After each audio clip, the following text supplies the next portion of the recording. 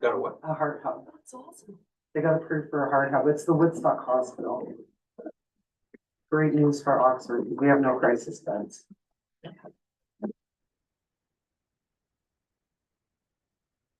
We'll bring a series of specialists as well.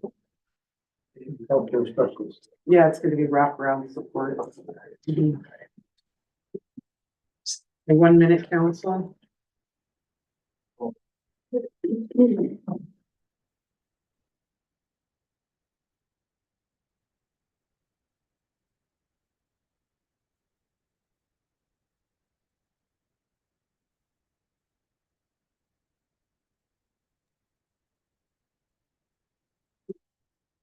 Hello, everyone. We are coming out of closed session and we're moving now into open session.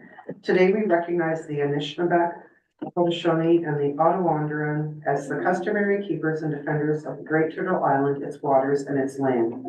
We honor their long history in welcoming others to this beautiful territory. Our aim is to uphold and uplift their voices and values as a host nation. I'd just like to remind anyone speaking into a microphone this evening, hold the microphone close to you, speak directly in it. Residents are having difficulty watching council meetings and being able to hear what people are saying. So now we will move to the adoption of the agenda. Deputy Mayor. Moved by myself and seconded by Councilor Rosehart that the agenda for the council meeting of January 27th, 2025 be approved. Would you like the details? Detail? Yes. You'd like them read, with the amendment, A, that the agenda for the council meeting of January 27th be approved with the following amendments. That the item 14.6.3, OPD 24-058 be dealt with following the agenda item 10.1, which is the deputation regarding OPD 24-058, and C, agenda item 14.4.2, 2025 budget finance 25-005 to be dealt with following agenda item 14.7.4 or CP 25-007. Thank you, Deputy Mayor. So basically, the first one, B, is the stormwater management. So we're dealing with the report. We also have a delegation here, and the last one is moving the budget to the end. Should there be any other additions or omissions in the budget prior to getting to that? Does council have any questions in this regard? Seeing none, all those in favor? And that's carried. Disclosures of pecuniary interest and general nature thereof. And I'm seeing none. Next, adoption of council minutes. Councilor Rosehart. Thank you. Moved by myself, second by Councilor Spencer, that the council meeting minutes dated January 13, 2025 be approved. Thank you. Errors or omissions? Seeing none, all those in favor? Carried. Next, we're moving into a public meeting application for consent. This is a public meeting held under the Planning Act for the purpose of hearing applications for consent B24-62-7, B24-63-7, and B24-64-7. This process allows any person in attendance the opportunity to make a presentation to council. To start, the planner, Mark Davidson, will give an overview of the application. Thank you, Mayor Galazy. The property is located at on both Harvest Ave and Simcoe Street, located southwest of the intersection of Westtown Lyon and Harvest Avenue, known municipally as 1 Simcoe Street. And council will recall that these lands were zoned and had an official plan designation for the development of 4 apartment blocks. So the proposal is to actually sever this parcel into 4 separate parcels. They would have a retained parcel and 3 new multiple residential infill lots that front both on Harvest and Simcoe Street. And really the intent for this is to do this for mortgage purposes. So in order to do that, they are proposing 3 severances. And in relation to all of the severances, they're proposing easements across each of the properties for access and services. So staff has reviewed the applications And we believe it is in keeping with provincial policy statements and the official plan. We have attached 3 separate sets of conditions for each separate parcel in case they decide to create them separately. Staff is recommending approval and are here to answer your questions. Council have any questions regarding the report? Just a couple, like I see that the holding provision remains, until parking. It's a parking issue, but it's not tied to like sanitary or water. Through Madam Mayor, that's correct. It's a traffic issue, so they need to revise the traffic study and at that point, once it's satisfactory to the town, we can. Thank you. My final question would be, the intent is for mortgage. I read that and it did say that they didn't intend to sell off the blocks, but in reality, there would be nothing that the town could do to stop that, right? Once the blocks are severed, they could sell them. Through Madam Mayor, yeah, you're absolutely correct. Once the severances are completed, they're conveyable parcels of land. Thank you. Are there any more questions? Seeing none, is there anyone present in person or virtually that would like to speak in favor of the application? Mike?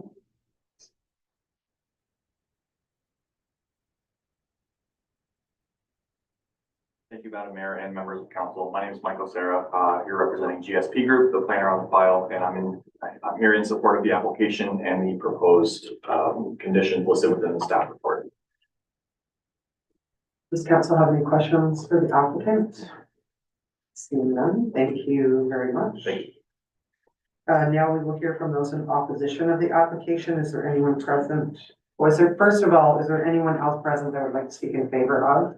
We don't have anyone else registered. Seeing none, now is there anyone present in person or virtually that would like to speak in opposition of the application? We had no one registered and I don't see that we have anyone. Are there any further comments or questions from committee members? Seeing none, I will turn it over to Councillor Luciani for a resolution. Moved by myself and seconded by Councillor Parsons, that the recommendations contained in report CP 2025-33 titled Applications for Consent B24-62-7, B24-63-7, and B24-64-7 Harvest Ave Incorporated be approved. Councillor, any discussion from council? Seeing none, all those in favor? And that's carried. Councillor Rosa? Thank you. Moved by myself, seconded by Councillor Parsons, that council move into committee of adjustment to hear an application for minor variance at 6:07 p.m. Thank you. All those in favor? Carried. Now we're sitting as committee of adjustment and we're going to hear about an application for minor variance. This is a public meeting held under the Planning Act for the purpose of hearing minor variance application 813-24. This process allows any person in attendance the opportunity to make a presentation to council. To start, I will turn it over to Mark Davidson, the planner, who will give an overview of the application. Thank you, Mayor Gil-Lazy. So the site is situated on the east side of William Street, north of Concession Street West and west of Quarter Town Line.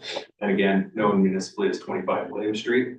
The applicants are looking to construct a accessory structure that is going to be situated 0.66 meters or 2.1 feet away from the property line. And that is both for the accessory structure as well as the related pool equipment.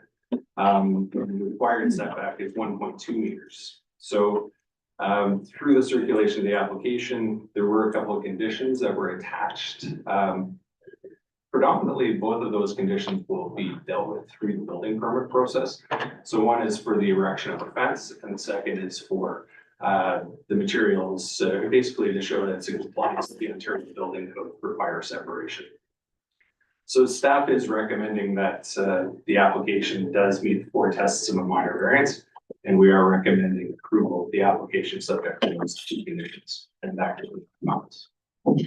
Thank you. I will open the floor to council members if they have any questions. Seeing none, Is there anyone present in person or virtually that would like to speak in favor of this application? And I'm seeing none, we have no one registered. No, wait a minute. Chad. Do you want to say anything? You're good? Okay, perfect. Is there anyone present or in person? Is there anyone present in person or virtually that would like to speak in opposition of the application? And we have no one registered, and I don't see anyone. Are there any further comments from committee members? Seeing none, Councilor Parker. Moved by myself, seconded by Councilor Luciani, that the Committee of Adjustment approve application file A 13-24T submitted by Chad Loftus for land described as lot 75, Plan 41M-143, 25 William Street, Town of Tillsonburg, as it relates to relief from section 5.1.1.4, accessory uses, buildings, structures, table 5.1.1.4, regulations for accessory buildings and structures to reduce the minimum required interior side yard setback for a pool shed from 1.2 meters to 0.66 meters, and relief from section 5.1.2 exceptions, table 5.1.2 accessory use exceptions and related provisions to reduce the minimum required side yard setback for pool equipment from 1.2 meters to 0.66 meters. Subject to the conditions as included in the report CP 2025-35. Thank you. Any further comments from council? Seeing none, all those in favor? Carried. And Councilor Rosar. Thank you. Moved by myself, second by Councilor Spencer, that council may go to the Committee of Adjustment, move back into regular council session at 6:11 p.m. Thank you. All those in favor? Carried. Next, we move to delegation. We have a delegation request from Alex Spearhead and Will Hayhoe regarding the Rolling Meadow subdivision agreement and the stormwater management pond and trail enhancement. So I welcome you to the front.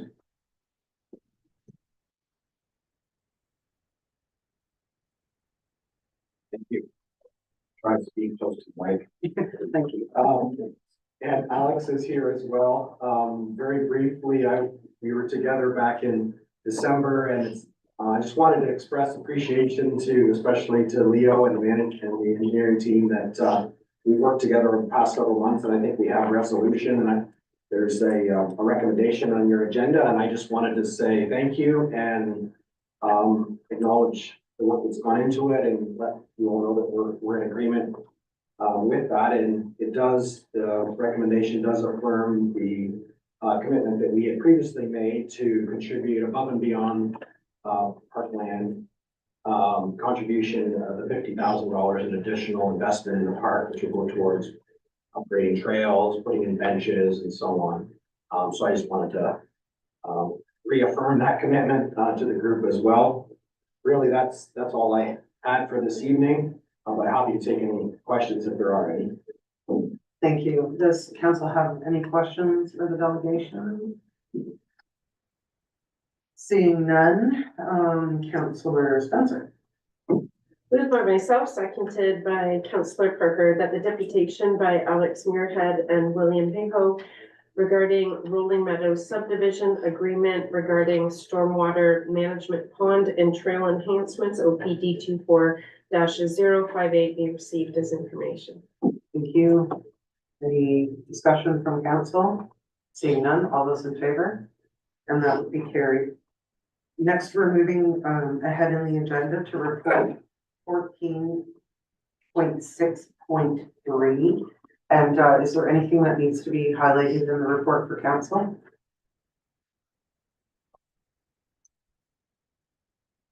Does council have any questions regarding the report?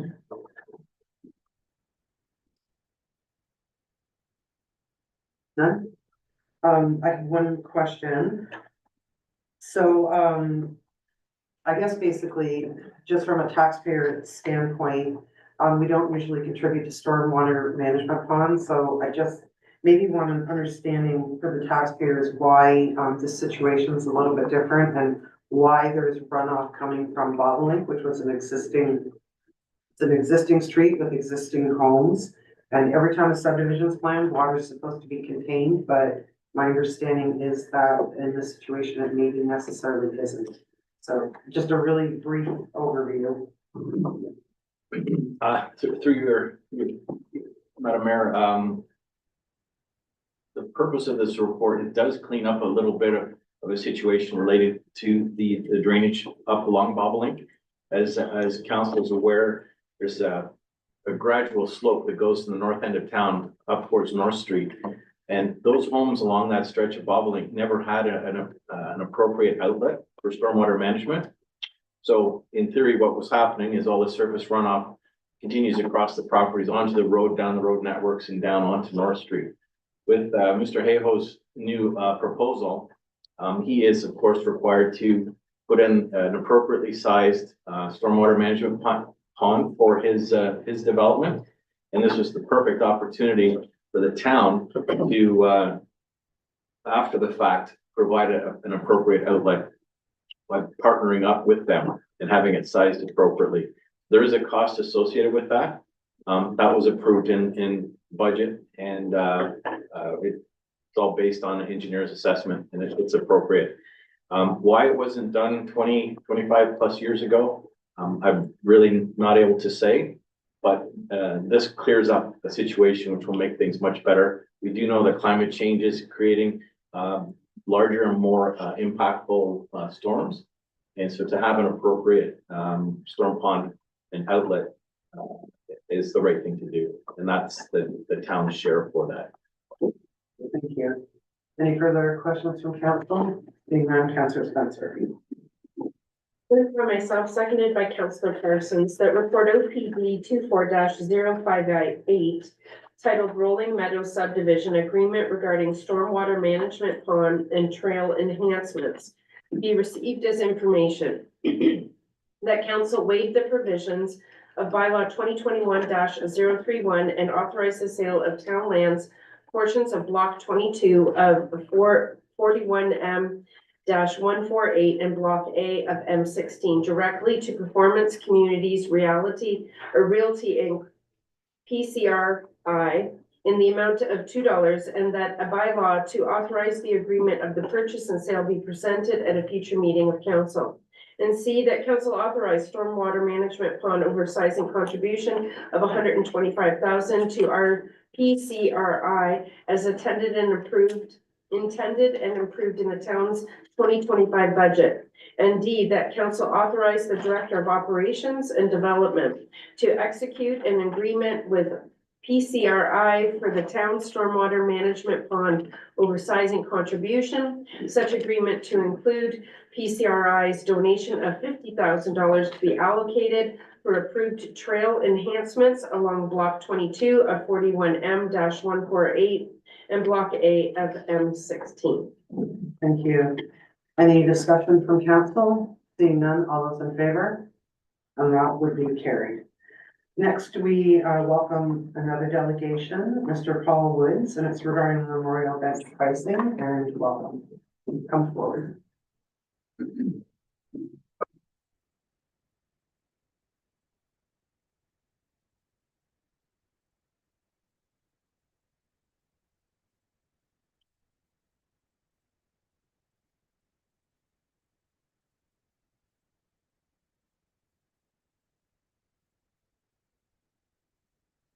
Madam Mayor.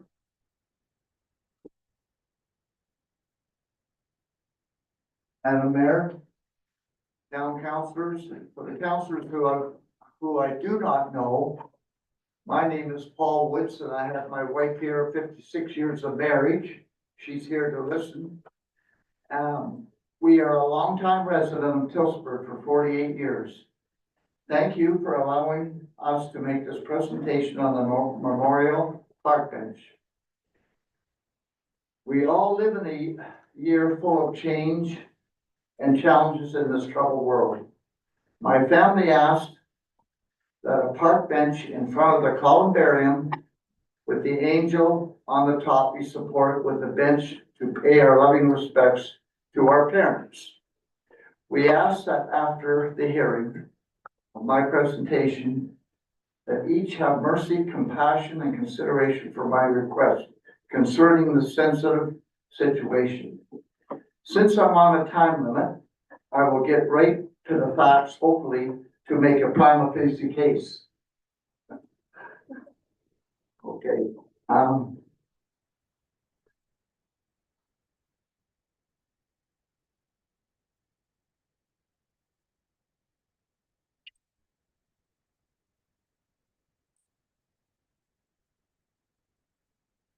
I attended the cemetery office in the year 2022, 3 years ago, and requested to purchase a memorial park bench with the engraved label attached and be placed near the columbarium in view of our urn of ashes.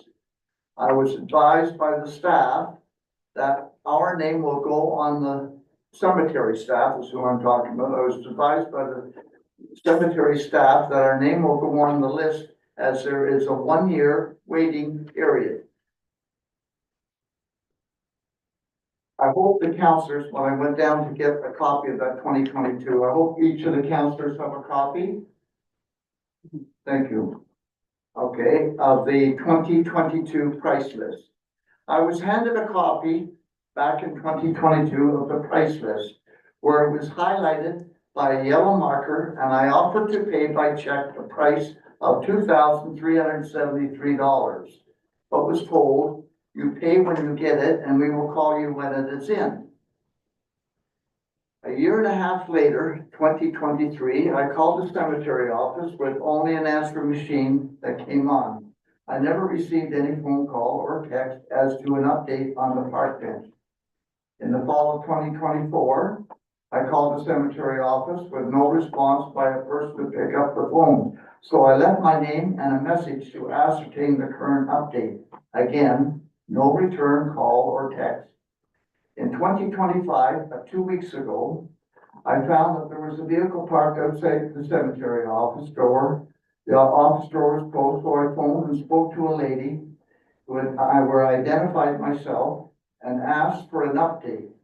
I was told they had already ordered 12 memorial benches, but they are all gone. I was frustrated with this whole ordeal and asked, when will more be in?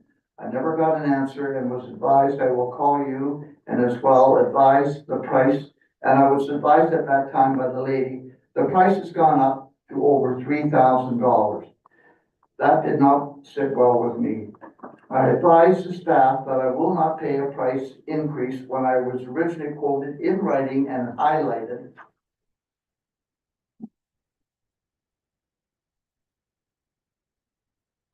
in yellow, $2,486. The lady advised me she had no control over the pricing as it was in the bylaw. I said I will approach the mayor. Which put me through this procedure today to address. I realize prices are always going up, but when a person is given a copy of a price list for 2022, one would expect that is the price to pay, not the price 3 years later. I was on the list, and in my opinion, that is the price. That is the price. It is like a rain check. You go into a Metro store to buy salmon, $14, and it's on sale for $9. You go to the customer service manager and they advise you we're out of salmon, so they give you a rain check and you go in the next day or two and receive the product at a lower price. Now, I know we're not talking about price checks with this, but it's something that I would like to bring up. This procedure is over ordering a memorial park bench is way too long for a person to wait.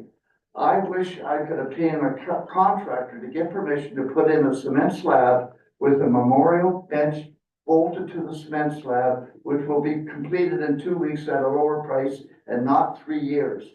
I realize that will not happen. In conclusion, Madam Mayor and councillors, I respectfully ask that you have our mercy, compassion, and caring attributes when making your final decision over this sensitive issue. Thank you, and thank you for allowing me to express myself. Thank you very much for coming to council. I will open the floor to council with regards to any questions that they might have to the delegation.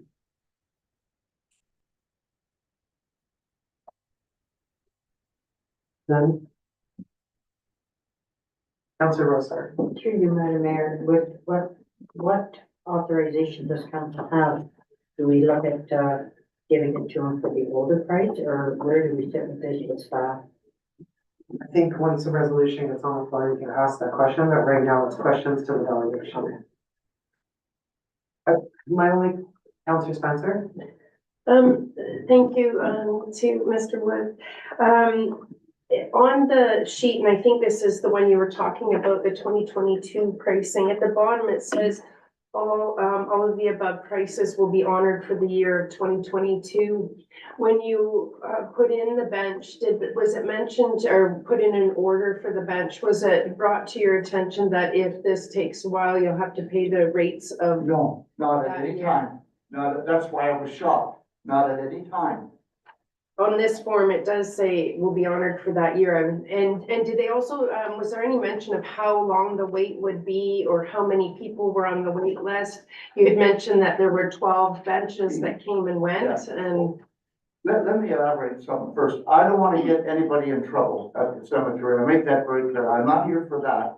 My intent is, when they tell you it's on paper and in writing and for 2022 price, that's what I assumed. At no time, under my oath, at no time did anybody say there's a higher price coming in at that time, until I went in 2025 and the lady says, well, there's a price increase.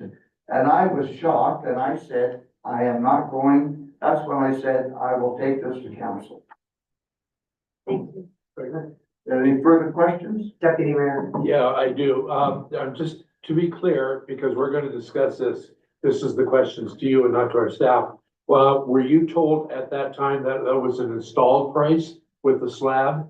Or was it extra for the installation and the slab to pour? No, Was that just the bench at 2486? that's right. Just the bench? Yes, Okay, thank you. yes. So, answered my question. Any further questions? I just have one, was it ever indicated to you why there was such a lengthy wait list? That was a sensitive question. Then the lady would think I would be negative. I was thinking of that the same way, and I didn't want to cause any trouble. Okay. No, I didn't ask that. I appreciate that. Any further questions? Seeing none, Councillor Parker, you have a resolution. I do. Moved by myself and seconded by Deputy Mayor Bear as the delegation from Paul Woods regarding memorial bench pricing be received as information. Okay, so now I will open up the floor. If you have any questions to staff or discussion regarding the resolution. So Councillor Rosart, did you have something? And Thank you, then Madam Councillor Mayor. Spencer. So, going back on what Mr. Bear said, so if it was 25 for just the bench, then it would have been extra for the slab to be poured as well?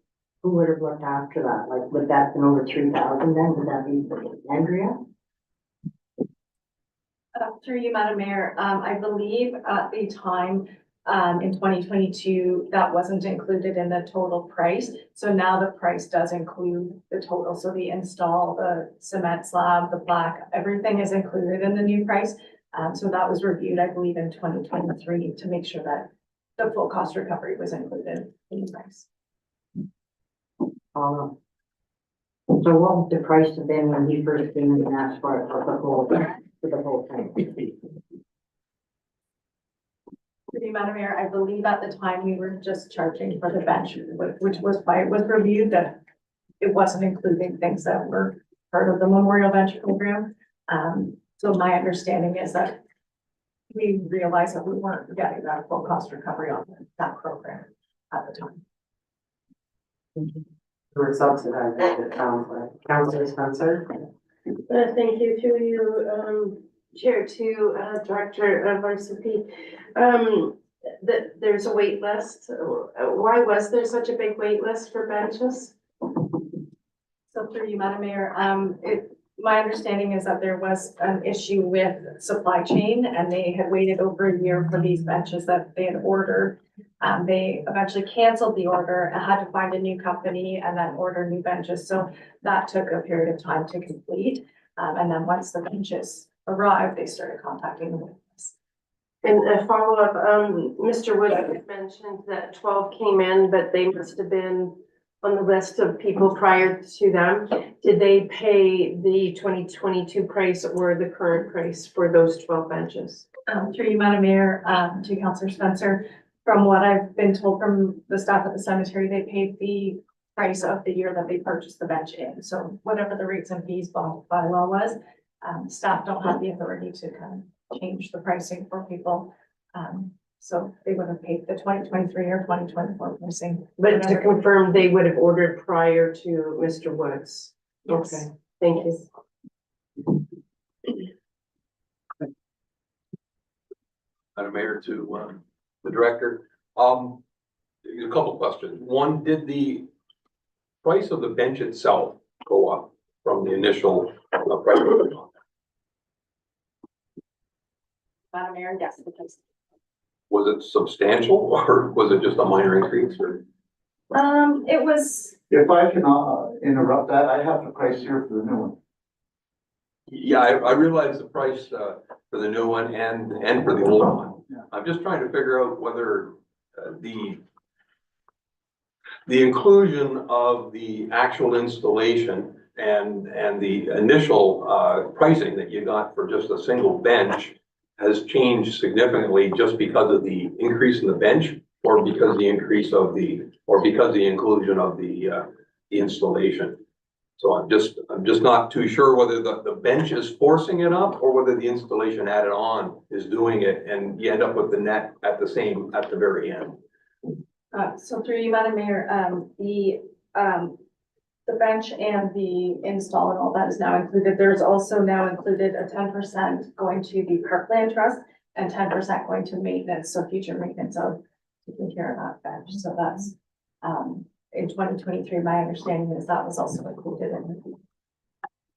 If I may just continue, on the initial, the people that were on the wait list that paid the fees that were there according to whenever they ordered.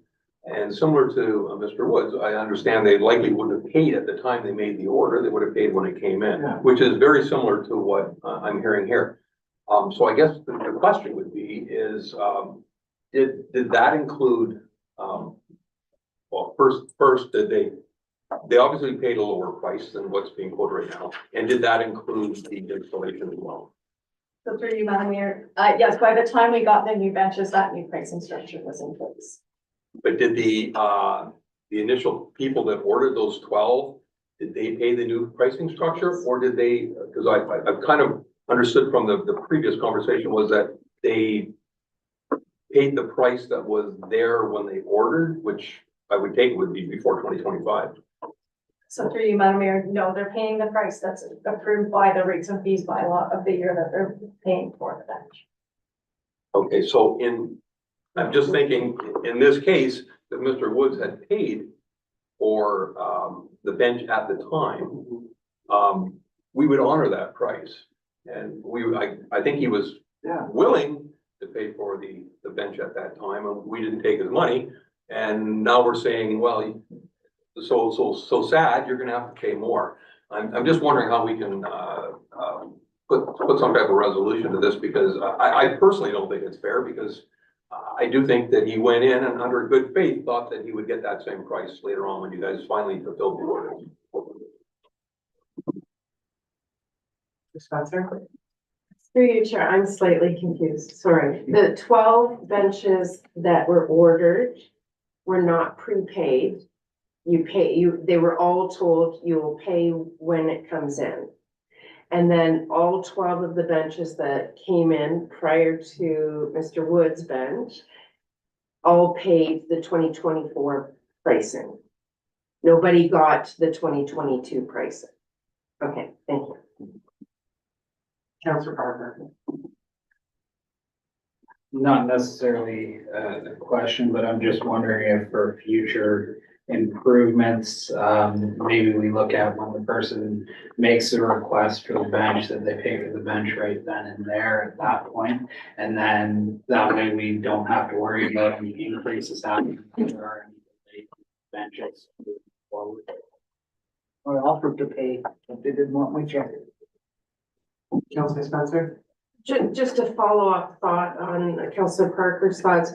The only problem with that is that there were many delays, right? And there was different companies that moved to, so had they paid, they wouldn't know that pricing.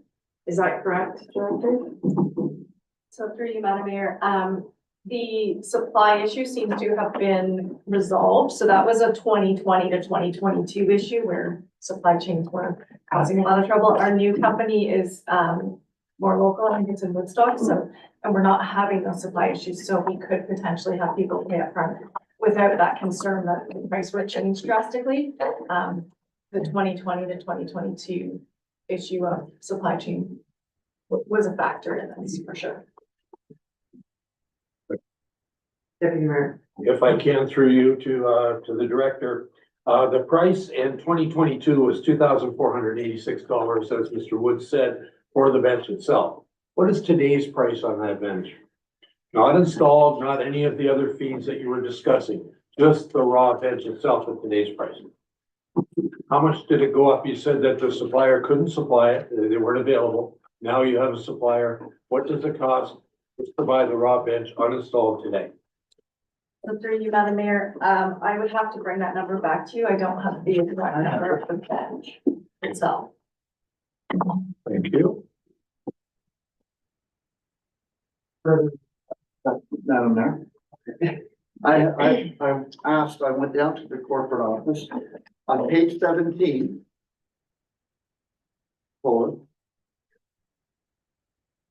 Page 17 of the town of Tillsonburg finance, on page 17 at the very bottom, Memorial Park bench, is what Councillor Bears asked, is $33,485. And that's 2025 total fee. I'm sorry, I missed that number. $3,485.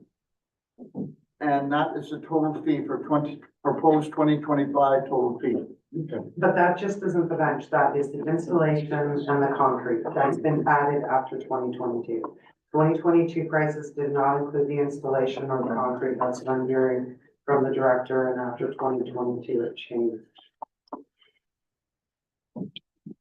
Just for clarity, Mr. Wood just said it's $34.85 installed, and we heard that the number in this report is $39,3805. Where's the difference? So through you, Madam Mayor, the difference is we're now in the 2025 rate, the 2024 rate is the 3,400. Yeah. 2024 versus 2025. Versus 2025.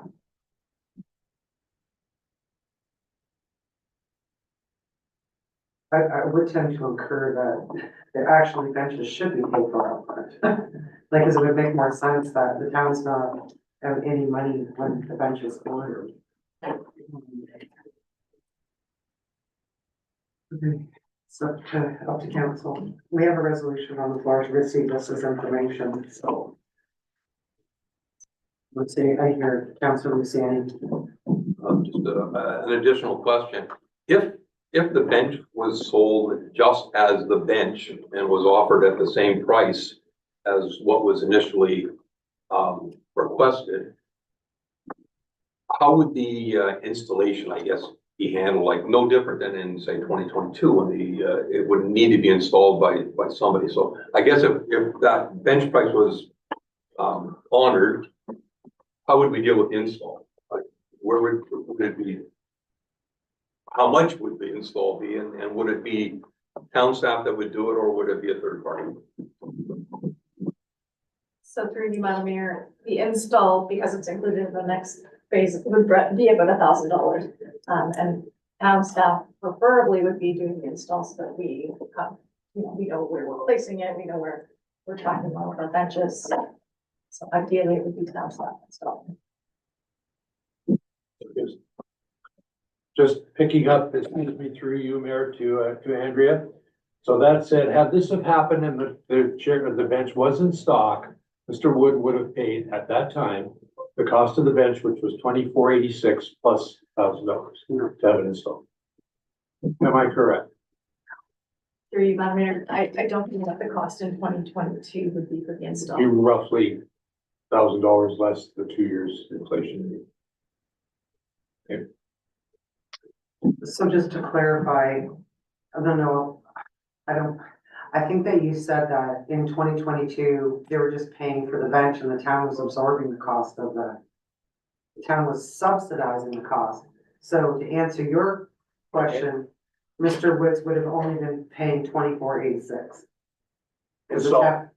That was installed because the town was absorbing the cost of the install in 2022. In 2023 is where it changed.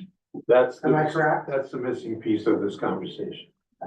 Is that the install was to be done in 2022 at no cost to the person who bought the bench.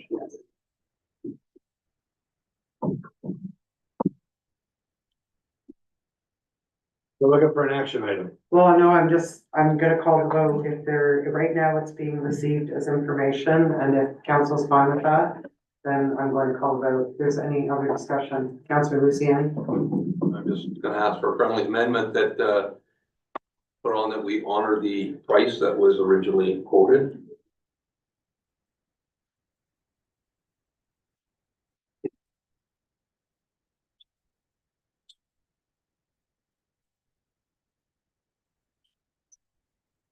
I will go with that.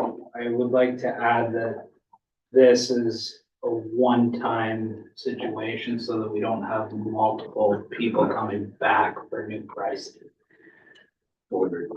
So, Amelia, do you have something for that? Or just that the price of the bench from 2022 be honored in a one-time,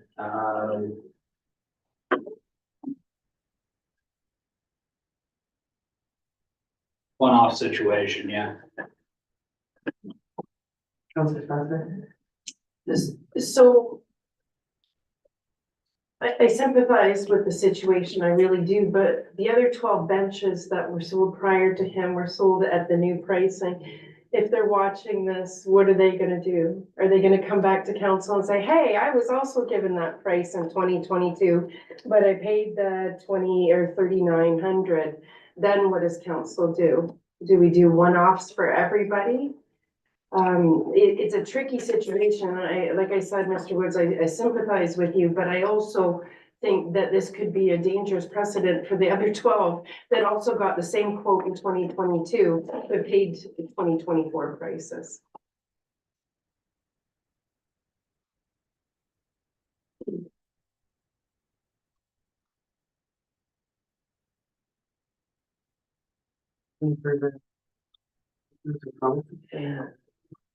So, going back to the supply chain issue from 20 to 22, why did this take so long? I'm still confused because now we're into 2024. And so if the supply issue was corrected in 2023, like, why are we still 2 years after that? So through you, Madam Mayor, I'm not entirely sure. This is a new issue for me, but my understanding is that they ordered 10 and then got rid of those and then ordered more in, and then so they contacted the people as they received them. I am told that they are now keeping a supply on hand of benches so that they don't run into these issues. And the supplier they're having luck with their current supplier, so they're able to do that. But yeah, I wasn't involved, so I don't know entirely why the process took so long. Thank you. So, Amelia, do you have something ready? Oh, and then I'll need, confirmation from the deputy mayor if he's okay with the friendly amendment after. We'll let Amelia read it first. Madam Mayor to Council, with the friendly amendment, if approved, the motion would read that the delegation from Paul Woods be received as information, and that the town honor the 2022 memorial bench price of $2,486 for Mr. Woods on a one-time basis.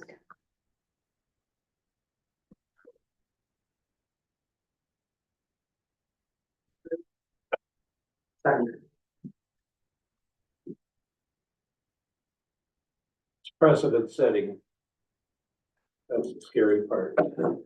there is that caveat in there that the mover did put in, that it's a one-time basis for the one applicant. Am I correct? Yeah. Precedent setting. I'll second the motion. Thank you, Deputy. Councilor Luciani. I'm just gonna speak on that, just further. I agree, it is a precedent setting thing, and I also agree that anybody who ordered it in 2022 would have similar, concerns, but the people who ordered in 2022 did receive their bench and it's been installed. I think we've kind of done a little bit wrong by Mr. Woods by having to wait that long and being missed on one of the orders, or that the order wasn't maybe updated to include an additional bench to put that, so the inclusion of that to finalize it. And I don't disagree that, is it fair to the other people that had it back then? Maybe not totally, but they did get their benches, they did get the service, and I think we've missed the service for Mr. Woods. Yeah, Councilor Spencer. Through your chair to, Director, how many people are on the list behind Mr. Woods? Will they be expecting, because their benches aren't installed, would they be expecting us to go back to when they ordered them as well? For you, Madam Mayor, I'm just seeing if I have that information on how many people are on the wait list. I don't believe I have that number handy. Then, like, I think that's important information to your point, Councillor Luciani, that it is a little bit different. He didn't get a bench yet and the others have, and they're installed, but how many more are there like Mr. Woods that have been waiting? And will they expect that pricing too? So I'm actually, suggesting we, refer this back to staff for a report and get those numbers before we make any decisions. I don't feel comfortable approving one person without knowing how many more could be coming for the same thing. Thank you. You said that we have benches on stock though, right? So why is there a waiting list? I'm confused. So for you, Madam Mayor, yes, I believe there are 3 benches in stock. So I don't know if there's actually a current wait list. I think we have cleared it, because I'm not seeing the number in the emails that I have from the cemetery staff. So I think that, there shouldn't be anyone waiting if we have 3 in stock. I think it's just whether Mr. Woods is going to be one of the benches that are in stock at the moment. Councilor Spencer. And just to confirm, like Mr. Woods was just notified that there's a bench in and the new pricing, right? Is that correct? So other people in the same situation as him could have also got a call, benches are in. Yeah, so I would like that number. So that's what I would be suggesting, a referral.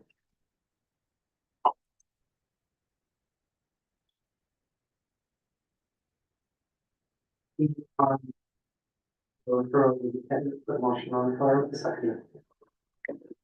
Moved by myself, seconded by Councillor Rosehart, that we refer the information regarding memorial bench pricing from the delegation from Mr. Paul Woods back to staff for a report.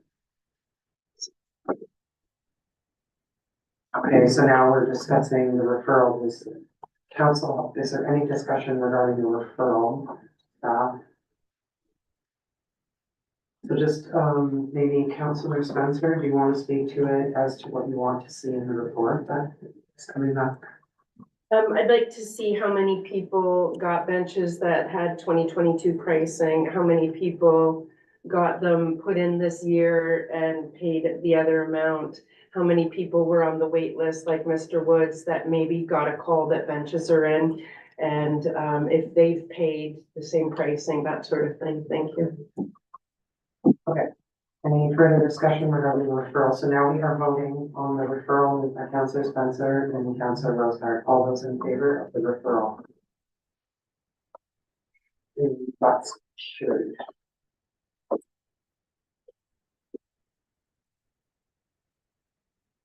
Okay. Thank you.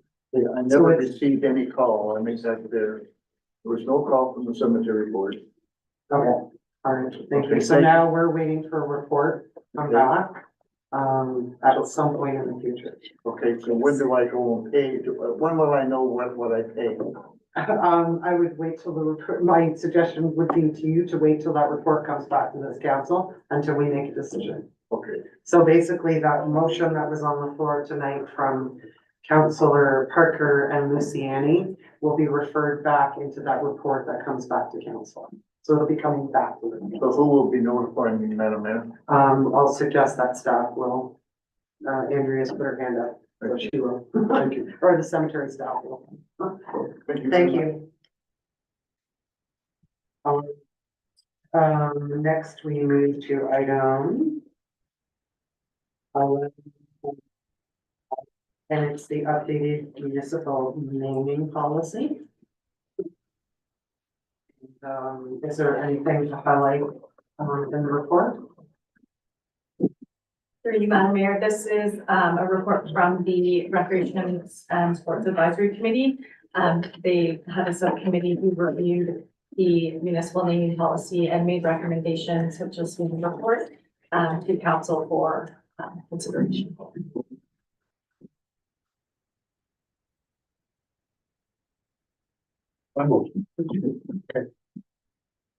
So I will open the floor. Are there any, questions to staff? Deputy Mayor. My question, thank you, through you, Mayor. When your committee looked at this, did they do any comparators with other municipalities to see what naming policies are? Somebody who may have spent thousands of dollars on legal opinions on this, and, so we're following like we do with some bylaws. Through you, Madam Mayor, yes, they looked at several different municipalities. Thank you, thank you.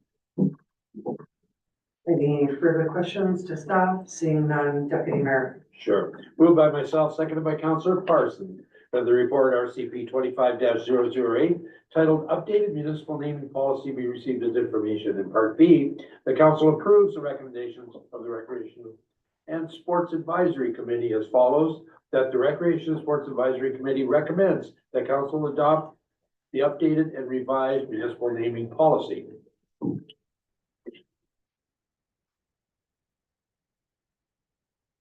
So, okay, thank you. Did you want to speak to the motion? You're good. No? There will be a bylaw that comes forward regarding the naming policy, and is that on tonight's or will this come in the future? It's on tonight's agenda, just for council awareness. Is there any discussion regarding the motion? The only thing that I will say was at, the, meeting where this came back and, this committee, it was so much work, and Councillor Parker was on the committee. It was a lot of work, and I thank all the committee members and staff because this was a monumental task. And I just want to recognize that. If there's no further discussion, all those in favor? And that's carried. Next, we received some information items. And Councillor Spencer. Moved by myself, seconded by Councillor Parker, that council received the following items as information. 12.1, letter to Council Reid, Mayor's Levy, John Armstrong. 12.2, Ministry of Rural Affairs regarding Ontario's Rural Economic Development Strategy. 12.3, Industrial Inquiry Commission reviewing Canada Post. Thank you, Council. Does anyone have any questions regarding the information items? I will only ask Director of Recreation, Culture and Parks that you did give an update to the committee regarding Mr. Armstrong's letter and the curator at the museum. And I'm just wondering if you could like update all of council that we're in the process, I guess. And basically it's about hiring a curator. Through you, Madam Mayor, yes, we are in the process. So we will announce as soon as we have an announcement. Okay, thank you very much. Any further questions or comments? Seeing none, all those in favor? That's carried. Next, we move to item 13.1. The Roma delegations. Just overall, I want to say that Roma very organized, very informative, and it was fantastic. So kudos to the deputy mayor and his entire Roma team. I'll open the floor to Kyle if he's got, anything that he wants to say, and then I will open the floor to the deputy mayor.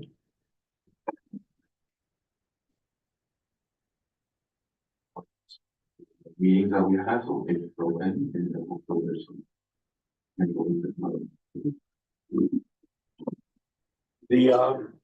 The Roma, convention this year, conference this year, there was over 2,000 people attended.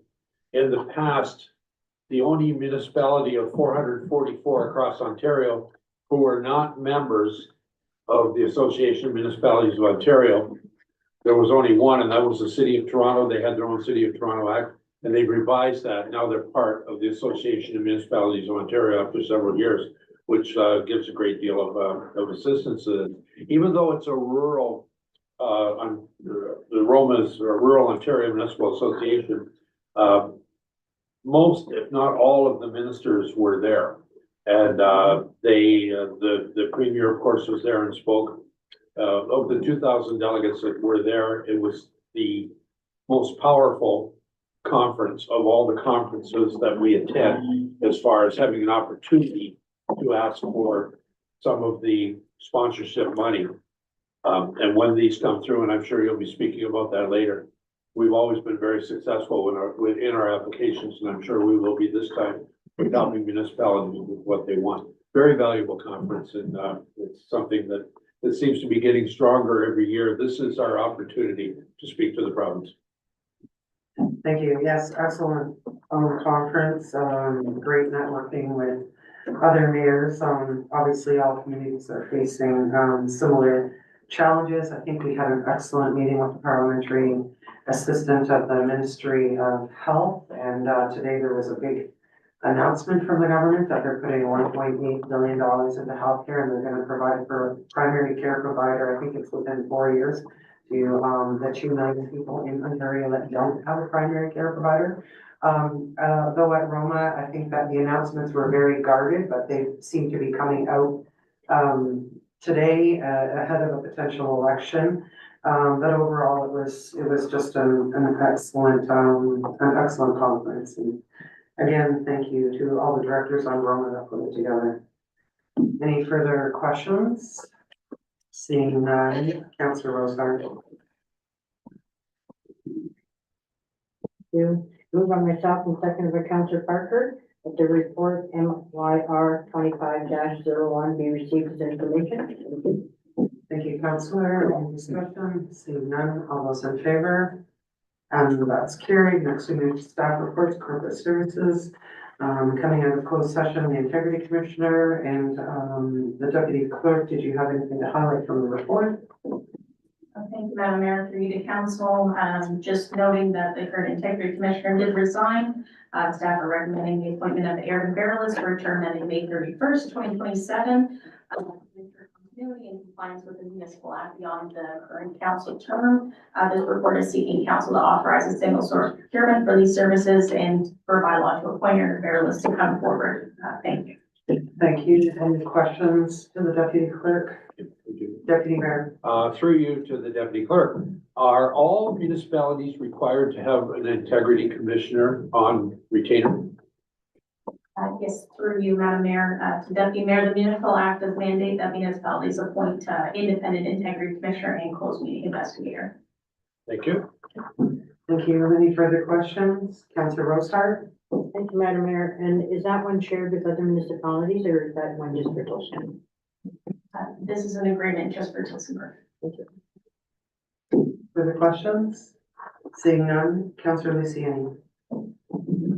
Move on myself, seconded by Councillor Parsons, that report CS 25-003 Integrity Commissioner and closed meeting investigator services be received as information, and that council authorize a single source procurement per section 2B sub G and section 6 sub B of procurement policy 5-006, and that a bylaw to appoint Aaron Burles LLP as the Integrity Commissioner and closed meeting investigator for a term ending May 31st, 2027 be presented to council for enactment, and that the chief administrative officer and clerk be authorized to execute agreements related thereto. Thank you very much, Counselor. Any discussion? Seeing none, all those in favor? None, that is carried. Next, we move to rates and fees bylaw update. Finance Department, anything that needs to be highlighted from the report? Thank you, Madam Mayor. Doing highlight would be, just that there's about 8 different changes, suggested to this amendment. Some are items that were in the previous bylaw, but they were, just omitted. Some are slight changes, and some are just additions. And so, the existing attachment, or the attachment appendix A is the existing rates and fees schedule that is in place, has been in place since January 1st. And so with these amendments, we would request in the bylaw that these rates and fees also be applicable to January 1st, where it may apply. I will open the floor up to questions for finance. Does council have any questions? Seeing none, Kimmer. May I make a comment? Absolutely. I'd like to thank the finance department for essentially going with cost of living on all these items. And that's fair, because if rates and fees stay the same as they did the previous year, and then they jump all of a sudden after 3 or 4 years, this way it's a slight transition, and it's a lot easier for users to accept the fact that it's, you know, a couple of dollars here and a couple of dollars there, rather than $10 all at once and a big jump. So that's fair to everyone for this, and congratulations on doing that.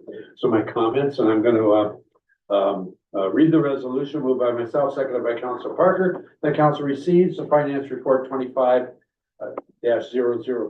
2025 rates and fees bylaw update, and that a bylaw to provide a schedule of rates and fees for certain municipal application services and permits for 2025, and to repeal and replace such previous bylaw be brought forward for council's consideration. Thank you, Deputy. Any discussion regarding the motion? Seeing none, all those in favor? And that will be carried. Next, we move to operations, bad faith evictions. Are there any highlights regarding this report? No, it's fairly straightforward, Madam Mayor. Thank you. Questions about the report? It was really informative. I found it very interesting. Councilor Parker, you have a resolution.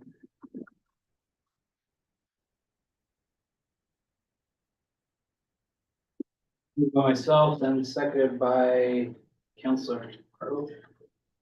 Deputy Mayor Barrett's on their own page. Page 11. There we go. Moved by myself, seconded by Deputy Mayor Barres, the report OPD 25-003 titled Bad Faith Rent Evictions be received as information. Any discussion from council? Seeing none, all those in favor?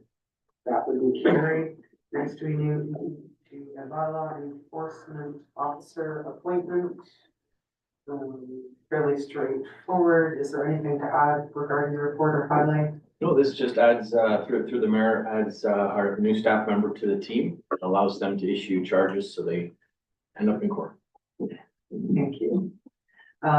Questions from council? Seeing none, Councilor Lucien. Moved by myself and seconded by Councilor Rosehart, that report titled OPD 25-004, bylaw enforcement officer appointment, be received as information, and that a bylaw to appoint Matthew McCausland as a municipal law enforcement officer for the town of Tillsonburg be brought forward for council consideration. Any discussion? Seeing none, all those in favor?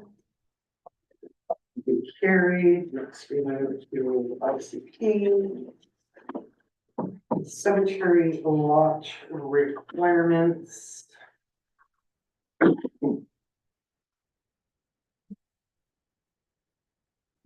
Advance my computer here. Is there anything to highlight from the report? For you, Madam Mayor, no, this is just information for council that was requested. Right. Council, or firstly, are there any questions regarding the report? So these are basically the the bylaw and regarding the care of lots. Does council have any questions? I had a question. There was an advertisement a while back on Facebook that said to remove seasonal toppers. And I find it confusing because on page 214 of the agenda, at 13.9, it says, let me just go to the page here. I highlighted it. It says, it doesn't refer to the toppers as seasonal, I guess. It just says or toppers. So I'm curious, like, I feel there's maybe a bit of a miscommunication between the bylaw and what was put out to the community, because it said seasonal toppers, but nowhere in nowhere in here can I see that it said seasonal toppers. The toppers were seasonal. I saw seasonal flowers, and like I understand wreaths and, you know, Christmas wreaths and different things like that, but nowhere did I see that it says the word seasonal toppers. So through you, Madam Mayor, I believe 13.9, the That's section that, says seasonal. Wreaths or toppers as well as seasonal artificial flowers and wreaths are permitted to be placed on a lot between November 1st and March 31st each year. I think that's for the seasonal. But why did people have to remove toppers? So through you, Madam Mayor, following the bylaw, they were now needing to put seasonal toppers. So it probably could be more clear in the bylaw. So that could technically be referred back to the committee to review the wording in the bylaw. Yeah, because the way it says natural winter wreaths or toppers, as well as seasonal artificial flowers and wreaths. Well, the as seasonal artificial flowers and wreaths are separate from the toppers. Like I can't wrap my head around this bylaw saying that the toppers are seasonal. And that they have to be like a Christmas topper or like a summer topper. This bylaw doesn't say that. So I just feel there's some confusion. The way that it was advertised, it was in the newspaper and it was on Facebook. But then when I read this bylaw, I'm like, it doesn't necessarily match what was advertised. So I would have concerns over that. Does anyone else have any comments? Councilor Rosar. Madam Mayor, through to you, it was in the paper that it had to be removed from the 1st of November, that there was nothing allowed on any stone anywhere near anything in the cemetery. And yet in our thing, it says between November 1st and March 31st, there must be security factors to the mine. You're allowed, but yet in the paper, we were asking people to remove them. And that was in the paper 2 months ago, well, in November. And if they weren't removed, staff were going to go and remove everything. Yeah, there was some confusion because I did see it on Facebook, but I think it said to remove seasonal toppers and seasonal artificial flowers. But then it also said that they're permitted from November 1st to March 31st of each year. So, yeah, I think that maybe there is something that needs to be done in that regards. Any further questions to the report? Councilor Rosar? Thank you, Madam Mayor. And I have a few written down here for 12.4, 12.10, 13.1, 13.3, 13.6. They're all, some of them just don't really make sense when you're reading them. And how do you understand them? Like, they're allowed to put vases, but they're not allowed to put vases. They're not allowed to put plastic. They're not. I'm just wondering if we could review, send it back to the committee and maybe review some of these. And some you're allowed to put flowers, but they have to be authorized by the town. And I thought that was something we were going to eliminate around the stones. It's a lot of work. And staff still have not removed, when you go through our cemetery, there are still a lot of ornaments around the grave sites. A lot of them haven't been removed, even though on November 1st, they had to go around and remove everything. We don't have the staffing. We are the keepers of the town. And I think we need to look at being more efficient and how we can save. You have the resolution. I would suggest that some of your comments should follow the resolution because this is questions about the report. Are there any further questions regarding the report? Seeing none, Councillor Rosar, you have a resolution. Thank you. Moved by myself and second by Councillor Parker that the report RCP 25-001 titled Cemetery Bylaw Lots Requirements be received as information. And I'd like to change that we send it back to the committee and have it reviewed on how we can be more efficient and try to save some more money than trying to staff in a position where they can't keep up with what. Are there specific areas that you want reviewed, or do you want the committee to review the entire thing?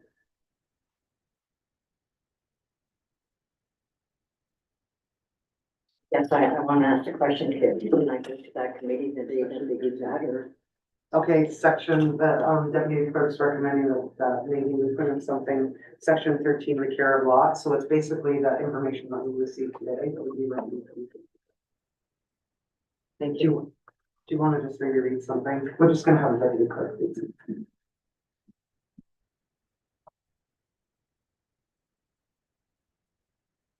Their recommended wording for the motion that it be received as information and that the cemetery bylaw section 13 care of lots, flowers, requirements be reviewed by the Parks Beautification Cemeteries Advisory Committee, and that recommendation be made back to council for a staff report.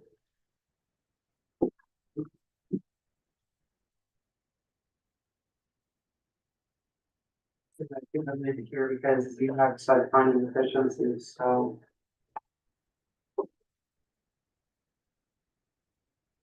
So I would just add at the end, with recommendations on finding efficiencies, be included in a report back to council. Mover is good, seconder is good.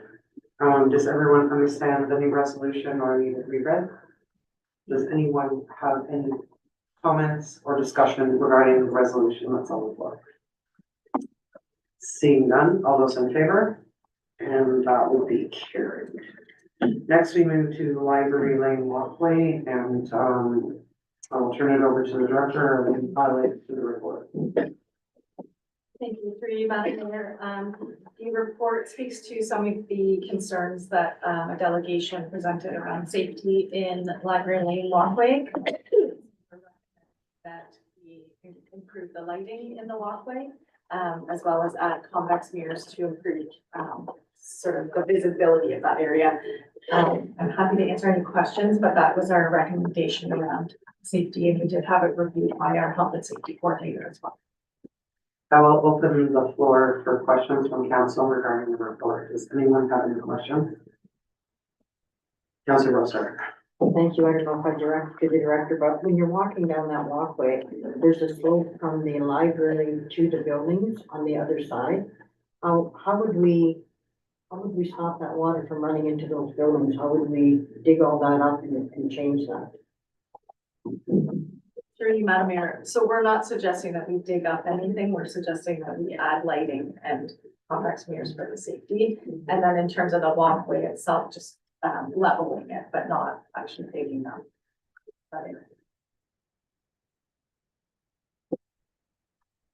The walkway from the library to the building, the other side of the, so you would be building it up. So through you, Madam Mayor, no, we would just be leveling the actual walkway up to the library. We wouldn't be doing just through the laneway that the town portion owns. So the portion that's the ramp, that's the libraries, and then the actual walkway is the town's. Further questions? You satisfied, Councilor? Well, I'm thinking there's a ramp that belongs to the library. So from that ramp into the library is not the town. Am I correct? You're correct. So then we own from the ramp to the other side of the walkway where the buildings are, where the wall, and it's a slope.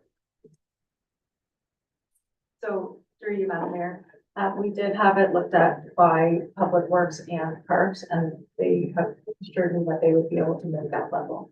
So that is not a tripping hazard, because that was the concern.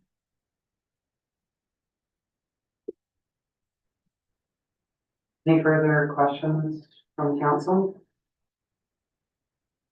I have a question. Are concave mirrors, are they breakable? So through you, Madam Mayor, yes, the material's pretty substantial, but yes, they could be. We have them at the community center and we haven't had any broken, so I feel like if they were gonna test them, it might have happened there already. So I think they're pretty solid. Yeah, I'm not sure this has been an area where there have been some issues. The other thing is, from a safety perspective, there was a photo included that showed the sight line from the front to the back. I don't think that was ever in question as regards to safety. The safety, how does it address the safety concern that an individual could hide behind the pillar? Because that was what the safety issue was. That the pillars are wide enough for an individual to hide behind, that could jump out from behind a pillar. So I don't see how this report addressed that, but I'm asking you, how does that address that? So through you, Madam Mayor, so the lighting will make sure that the walkway is, safer in terms of being lit, but the convex mirrors is meant so that you can see behind the posts. So you can see kind of what's coming and if you're walking.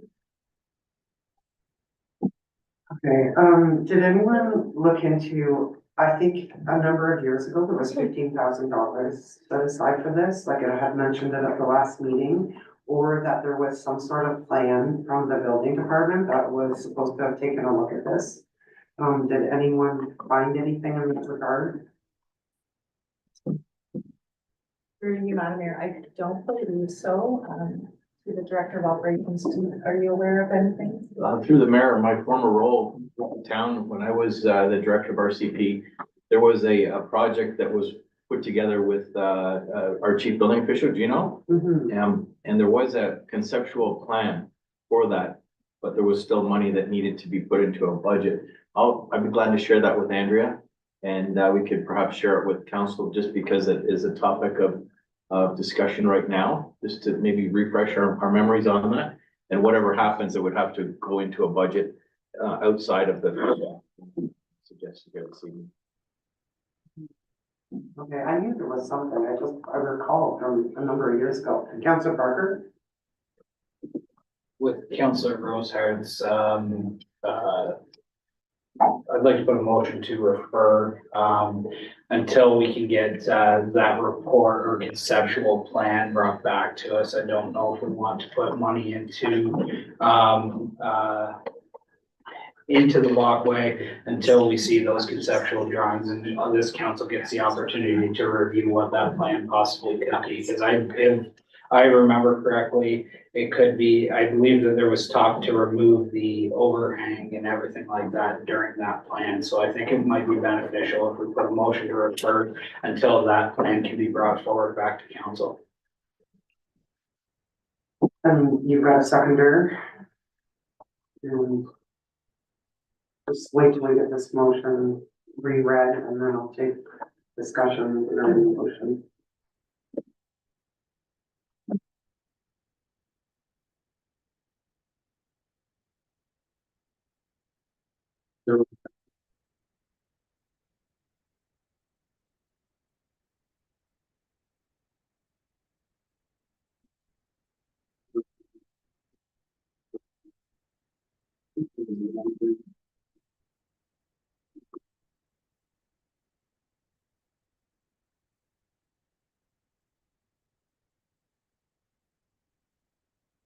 Madam Mayor, to council, I think Councilor Parker is suggesting that the staff report library lane walkway RCP 25003 be referred back to staff for further review on past plans renderings for the walkway to be considered by staff and further recommendations brought forward in a staff report at a later date. Thank you. Mover, seconder, good. Councilor Spencer, you had your hand up. Through you, Chair, to staff. So this was brought forward with concern about safety and whatnot, and I do think the convex mirrors address what the mayor's concern was of people hiding, but like people can hide around the corner of the building as well. We can't put mirrors everywhere around town. Is there known attacks in this area? Like, what is like, I know lots of unhoused people hang out there and there's, you know, maybe some activity there, but has there been concerns for other people's safety there, of people hiding and that sort of thing? I'm just wondering how important and how fast it is that we get better lighting and these convex mirrors, et cetera. So through you, Madam Mayor, I did speak to the CAO of the library and she said that they have security, so they're not seeing the concerns. They're having people move on because security's there during their time. I don't know in terms of the businesses. I only know of the delegation that from Tyler Coghill. So I don't know if this is a business-wide, community-wide issue. We're not getting, you know, mesh reports. There are report a problem on that area right now. I haven't seen any come through, so I don't know how wide the issue is. Yeah. If I could just follow up, does anybody know of any safety concerns that have happened during this walkway? Like I've heard, like drugs, inappropriate acts, that sort of thing. Just through you, Mayor. Yeah, certain concerns were brought to my attention, and I think some of them have to relate to drugs and paraphernalia being there, and the safety of people wanting to go through that area when there is people there.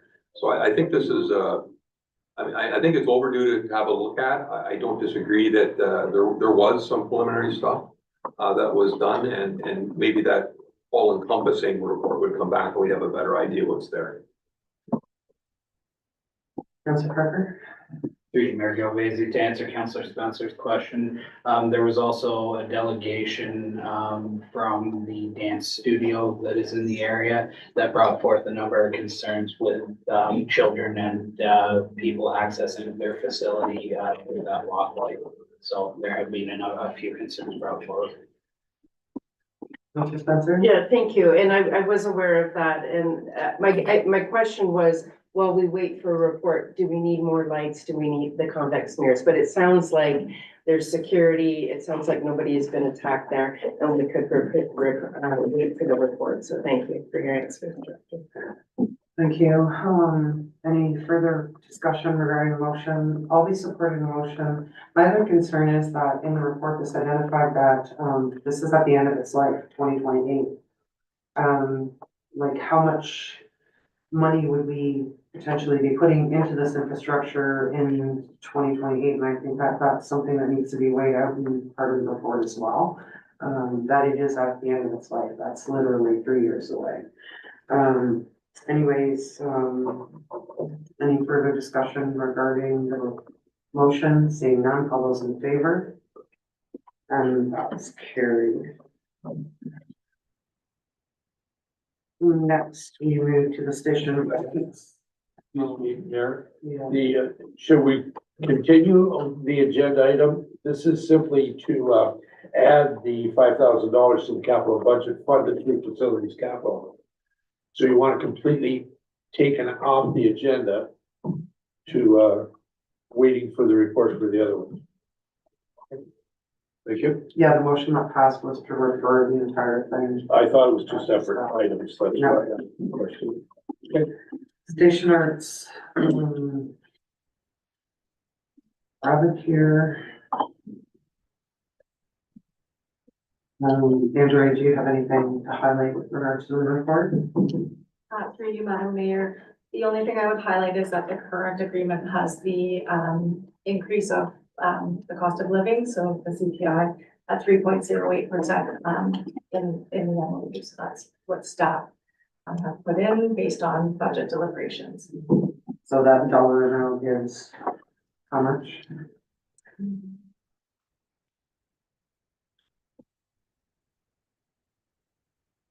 It is $48,756.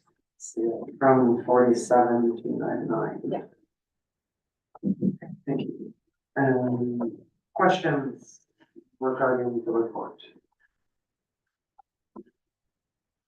Seeing none, Councilor Spencer. Moved by myself, seconded by Councillor Luciani, that report 25006 titled Station Arts MOU final be received as information, and that a bylaw to authorize a memorandum of understanding with the Tillsonburg District Craft Guild Station Arts Center be presented to council for consideration, and that in addition to the MOU 2025 amount, council approve an additional one-time funding grant of $7,844 for the year 2025, and it be funded from the tax rate stabilization reserve. If I could speak to it. Go ahead. I had several people reach out to me about this. We did hear from Sarah Senior, the board director of the Station Arts, back in December delegation, and talking about times of uncertainty, and their donation numbers are down 37%. We've heard from several groups and people in town that feel arts and culture kind of take a backseat to sports. Certainly growing up in this town, I played sports. My sister was into art. I heard a lot about this. Even our youth council shared that similar sentiments, that there needs to be more things for the town rather than sports. They represented with the delegation that a study that showed 80% of Ontarians say that active local art scene helps communities attract business, and Station Arts certainly is an exceptional reputation of the arts and culture program. As they stated, it had over 30,000 visitors in 2024. They support over 400 kids with childcare through different PA days or camps, and over 200,000 kids visit their art installation at Turtle Fest. As our Museum Heritage and Culture Committee, we heard that the museums had over 7,500 visits, so that just kind of puts it in perspective. Their programs are affordable and accessible, and families are already strained. The option of increasing pricing was something they said they wanted to avoid so that they continue to help already strained families. The current increase of the 3.08 of cost of living is $1,450 and change. They did ask for a larger amount of 23,000 and a smaller amount. And so the smaller amount was $9,295. So if you took away the cost of living, $7,844. This organization doesn't sit on their hands. They are a huge presence in this town. They are active, big fundraisers with the Fall Gala and auction. They are the host of the town's massive Canada Day breakfast. They raised over $50,000 on their own last year, and they're active at Turtle Fest. They host fall events, and the executive director is a volunteer member of our town's Museum, Culture and Heritage Committee. They also host the town's electronic recycling program. So they are a local provincial designated heritage site, and in 2021, they came to Council of the Day asking for an increase, which was denied. The board member, or the board chair shared in the December 9th delegation that since the last renewal of their MOU in 2021, there has been an almost 20% increase in minimum wage, 37% less donations, and they are treading water. They said they're doing everything they can. They will be in a deficit this year without the smaller amount. So I'm suggesting to council that we do it one time, not as part of the MOU, so that it's not rolled into each year, but a one-time grant to them. Thank you. Does anyone have any discussion or questions? Councilor Parker. Through you, Mayor Gilvazy, to Councillor Spencer. So we give them a one-time fee. What's to say they're not going to be back in a deficit next year looking for the same thing? Because their operational costs will just be continuing to rise. To that point, they spoke at the delegation exactly about that the money that would be used, they've increased their programming and they need to put some money into it, but they'll get the revenue back. And a one-time thing is a one-time thing. So if they come back, we say, no, we gave you a one-time thing. But the fact is they've presented a plan where they want to use that money to increase programming, will have those startup costs and then can increase the amount of revenue they had.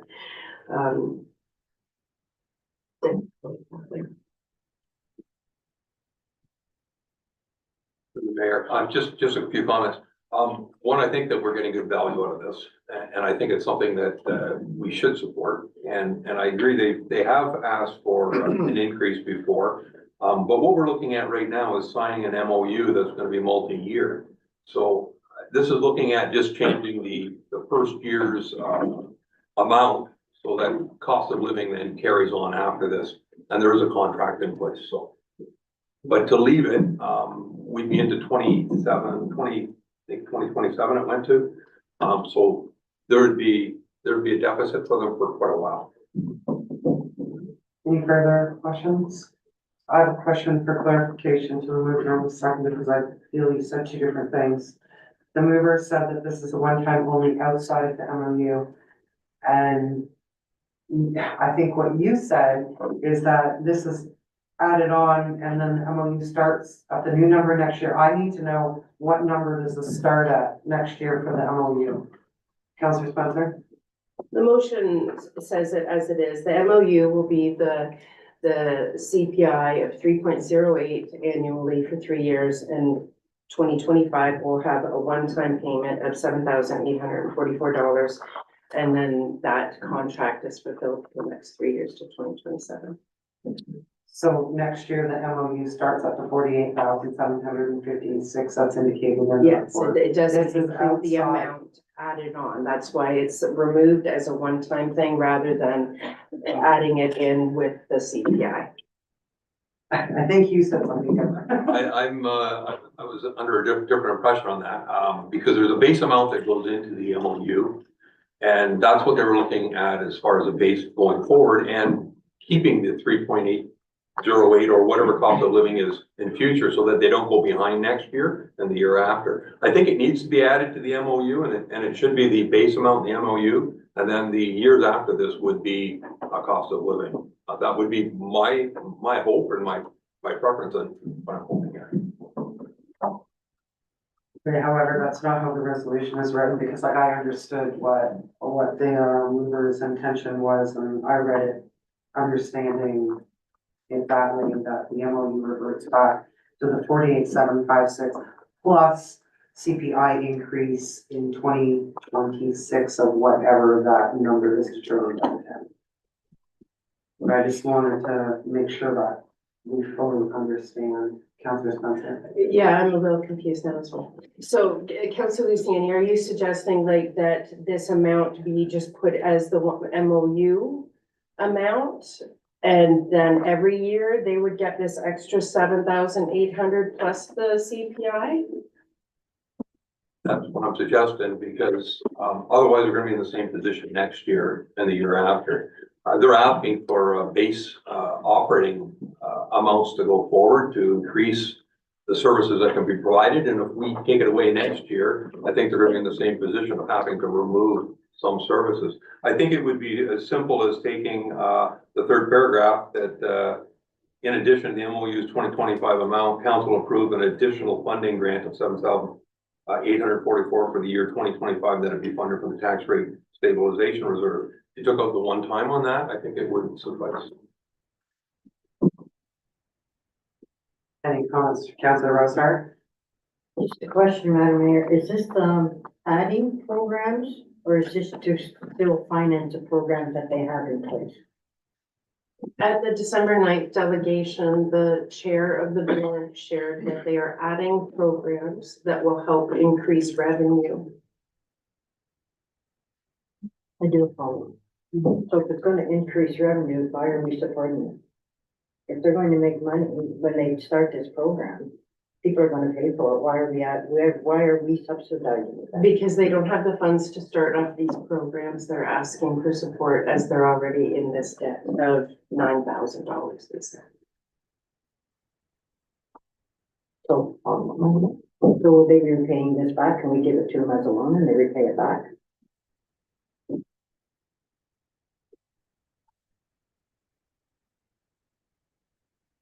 I think that that would speak to what we're talking about now, though. The point of it would be to increase their revenue so that they're not in debt next year. I wouldn't support asking them for it as a loan. Councillor Luciani. Through Mayor to, Councillor Spencer, just wondering if you're in an agreement for a friendly amendment, just to remove one time out of there, which would then take the MOU on, section 3.1.2, which is, the payment of the sum in 2025, with the addition of that, 7,844. And then in 26 and 27, it's, cost of living hours. Yes, I agree to that. Okay. So I would support the resolution as there, but I don't support, funding for 2026 because we don't know what the budget's gonna look like for 2026. And I always caution making decisions a year and ahead when we don't know what we're faced with. But anyways, so you've agreed, so now it's been amended and we've removed the term one-time funding grant. So that it's additional MOU amount of the 3.08 and approve additional funding grant of 7,844 for the year of 2025. And that it be funded from the tax rate stabilization reserve. Okay, Councilor Parker, did you have a question? It wasn't so much a question, but it was gonna be a comment towards the resolutions on the floor. I was much more apt to support a one-time grant than I am to continue this going forward. However, I do have concerns that if you give it to them this year and then you don't give it to them next year, then they'll be back looking for similar situation. It's tough because I do wanna see, we know that we have a struggle to have enough spots for our youth camps through the town. The Station Arts Center does give a different opportunity. I'm willing to support a one-time fee of 7,844, but I don't think that it should be included in the future years. I think this is the opportunity for them to make more funds and become self-sustaining. Okay, further comments or questions? Finance. Can we in 2026 say that we're taking something out of the tax rate stabilization fund? Because would that funding be coming from there or would that funding be added to the base levy? Pretty much there. So we normally take funds from a tax-based stabilization for one-time items. Right. That'll be the recommendation. If it is an ongoing permanent change to the funding, theoretically, that should come from the levy, given that we are though in the same meeting about to approve the levy, that, you know, we would take it out of the levy stabilization for 25 and it would be on the levy for 26 onwards. Okay, thank you. Similar sentiments to Councilor Parker, like, I definitely support the one time and I think they do great work, but I think we should be careful about supporting beyond Deputy Mayor. Well, and just carrying on with that, if we wish to change the memorandum of understanding to the 48,756 already there for the 2025 year, and then we increase it by the cost of living for 2026, if they wish to add something in there, then at that time, we'll look at it at budget time in 2025 for the 2026 budget to change the memorandum of understanding. I don't believe at this time we should be doing it. So, as you said and others have said, I'll support this one time for the tax stabilization, but I don't want to see it go on the levy because that's going to mess up going to confuse the 2025 budget as about to be presented. Councilor Spencer?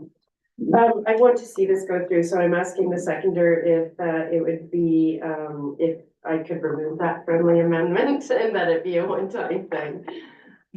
Mayor, yes, no problem either way. Thank you. Okay, just confirming that we're good procedurally, it's reverting back to the original motion with the one-time funding. Thank you, Councilor Spencer and Councilor Luciani. Good discussion. Any further discussion or questions? If not, I'll call the vote. All those in favor? And that would be carried. Thank you. Okay, so next we move to a budget summary and approval, and I will turn it over to finance, for any comments.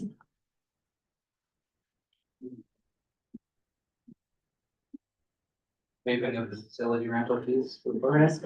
Waiving of the facility rental fees. Oh, I missed something. Oh, waiving of the rental facility, yes, that was a good report. Anything to add regarding that? So through you, Madam Mayor, this report just, is brought back to be able to waive fees at the staff level so that council doesn't have to have delegations requesting waiving of facility rental fees for everybody who wants to. So the criteria is listed right in the policy, and then will be an application process. And it's meant for sort of a one-time event, type, rentals, not for ongoing rentals. For an ongoing weekly rental, it's not really a consideration. It's more for those events that are fundraisers and benefiting the community. Thank you, and it comes out of council's budget. Thank you for that. Questions, Councillor Spencer? Through the chair to the director, so, not recurring, but recurring annually would be all right? Yes, through you, Madam Mayor. It would be annual events that we would be looking at. Basically, we would want to be funding maybe one organization once per year. Thank you. It is not for profit. Right, yeah, okay. Any further questions? Councillor Parker.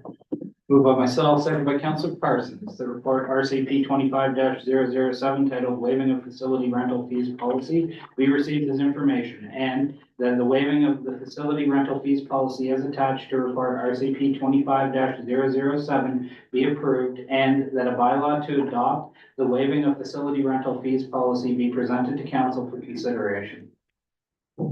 Thank you, Councillor. Any discussion? Seeing none, all those in favor? And that would be carried. Now, last big item is the budget summary and approval. Finance. The highlights to the report. Thank you, Madam Mayor. This report summarizes the council's budget deliberations to date. There were 2 budget meetings. And as the report notes, the budget started at a tax rate increase of 14.69, and it is presented to council tonight with a tax rate of 4.78. The appendices summarize the items that have taken the budget from that initial point to the end point. The tax rate impact of 4.78 is $143.74 on the median residence, with an assessment of $242,000 per year, or about $36 on a quarterly basis. The appendixes also include the overall budget levy requirements and the summary of the operating budget at $31,682,062. And the capital budget of $11,036,000 with the budget levy of $3.7 million. Thank you. I am going to open the floor up for questions. Does anyone have any questions regarding the budget? Yeah, there's that. Through you, chair to the director of finance. I'm sure you can't wait for this meeting to be over and to have a final approval. And thank you for all the work that the finance team did. I do have a question. If we were to, and I'm not sure procedurally, maybe Deputy Clerk could let me know. If I have a question about something I would like changed in the budget or looked at, would I present or ask how that would work now, or would I wait till the motion is on the floor? After you, Madam Mayor, Councillor Spencer, suggest once the motion is on the floor, would be appropriate. Thank you. Your motion. It's your motion, so you can put whatever motion on the floor you want. Okay, any further questions to the budget? Deputy Mayor. through you to council and to the director, thank you for coming back with this. As was stated, council did request that you come back with a number similar to cost of living. And I'm sure there are projects that need to be done, and this council, a year ago and 2 years ago, the previous council had said, let's keep our asset management programs viable. We had some pretty good years there. This has not been a good year financially, economically, with the higher interest rates and the lesser growth than what's been happening. So my question is, we are going to see, and forgive me, but it's a very, very thick document and it's difficult for a novice like myself to find it. So I'm just gonna ask directly. Most of the essential services, if not all of the essential services, will be kept up. But some of the capital services, some of them are coming out of reserves rather than to come out of tax levy. Am I right? We are going to be depleting some tax stabilization funds and some reserves to continue with some capital projects.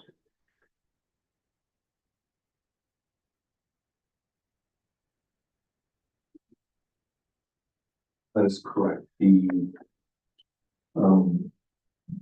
capital reserves are show that at the beginning of the 2024, the balance was just 7.1 million.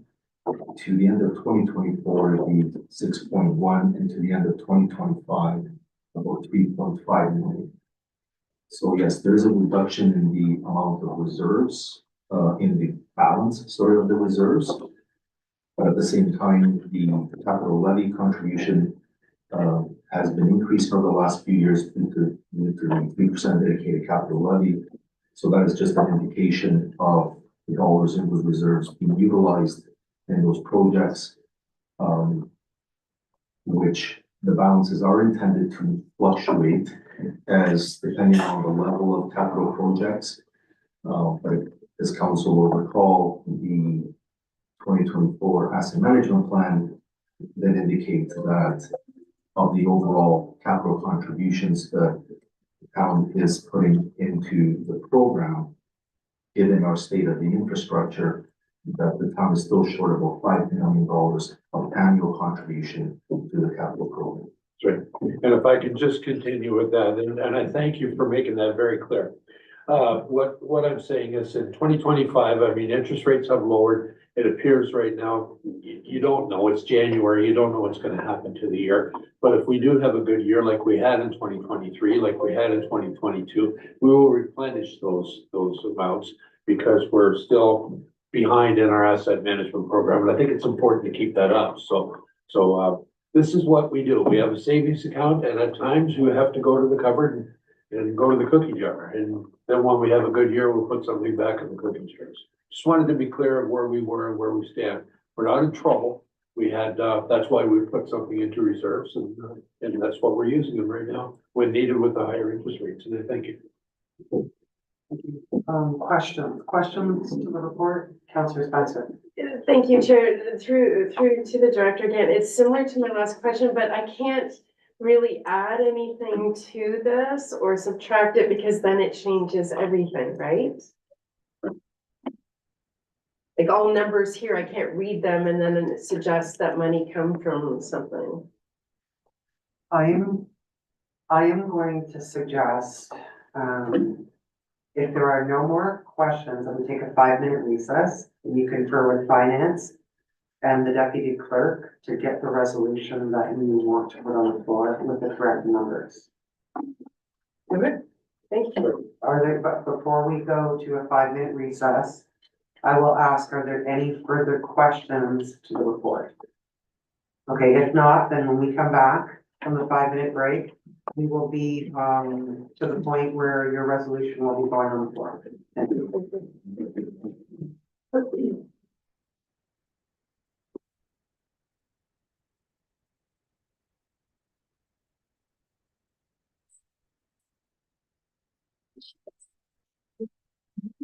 If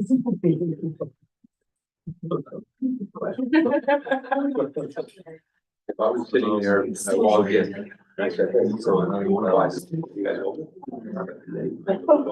Oh, See, those ones. Did you see Joe DiGiovanni on Sunday at the church? Yeah, briefly. Did he send his daughter out to the church? She was there. Wait, what? I saw her. Deborah was on the Tonight Show, whatever his name is. What's the Tonight Show? New York City. Yeah. She was on. I heard it was coming and I watched it. It was right on at the end. There were several celebrities. She did an excellent job. This is the Tonight Show. That's pretty good. I've seen her speak. Oh, yeah. She's a little right. Give me a little, off the Told a couple of people. Made fun of her size. Appropriate. Did you see it? No, I didn't.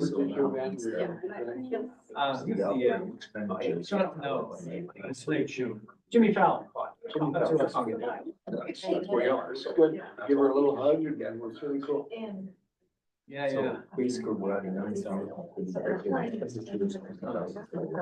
You watch that, Yeah, wasn't that great? 5:30 in the morning. It's awesome. Yeah, they wanted it. You see it, Chris? Deborah DiGiovanni on the Tonight Show with Jimmy Fallon. I didn't see it, I wondered, because I saw a few things circulating about it. I thought we just. Oh, Park the Hill, Yeah. yeah. Your granddaughter. Yeah. Oh, really? 7 days. Your grandson, Right. Cemetery, sorry.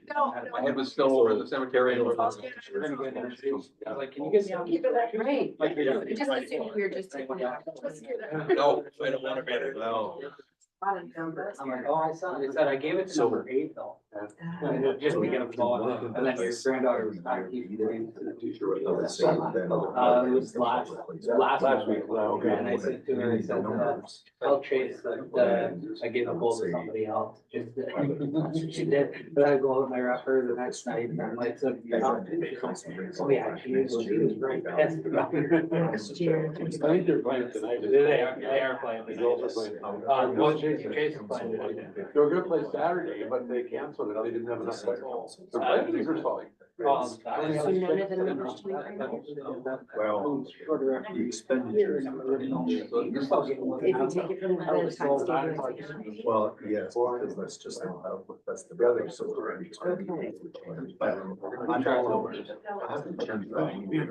Hold here. We took Yeah, like this is- I asked the wind, like the wind was going from my house. This is normal. So my office. My office. Yes. Still- Yeah, he said it's really cold. I'm gonna ask Andrea if I can say, and the buffers will be adjusted accordingly. Oh, That's okay, I will. Amelia, sorry. Not as you're in the direction of the wind, that's for sure. Today with the sun shining and I was looking, I'm like, oh, my window's like so dirty. I wanted to get out there and clean this afternoon, but it was like the wind was, I'm like, no, it's too windy. That's it. When the sun comes in at that angle. No. It's like. Terrible. There are a bunch of power outages, right? I believe Not it. here, actually. So- So her hydro is very reliable, we have the stats to prove it. Yeah, and it's not yours, we just- Right? The agenda were 3,700 feet over the power in Delhi. Yeah. Yes, all the big. You know. My girl was really bad with that. looking for 75. Thank you. Just up a little bit Norway. No. Oh, I think that's John was the chair of that. It's- No, I think it's John that was the judge. That's also the chair. You could be right, but I don't. I don't want to put on those things. I don't know if you want. to. No, that's 3,500. I don't know.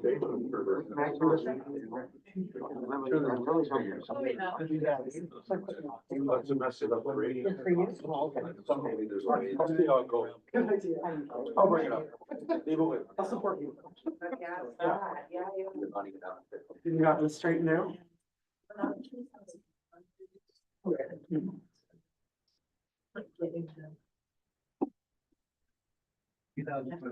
Yeah, 2,000. No, I think that's us doing our own. Doing the work. Handling expenses. So that's 2,000. us, yeah. Okay. Yeah, so that's not a grant for that. Okay. You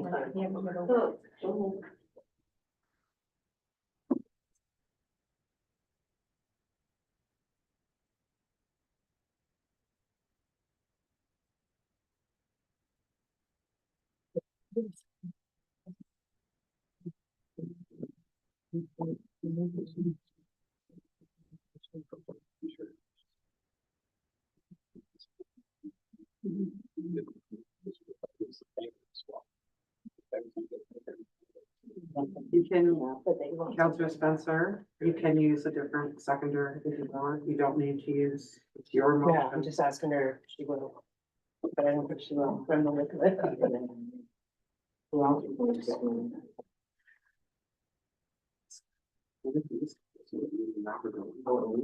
It's not happening. Yeah, we are. Here we are. We're just, we put up the recess sign.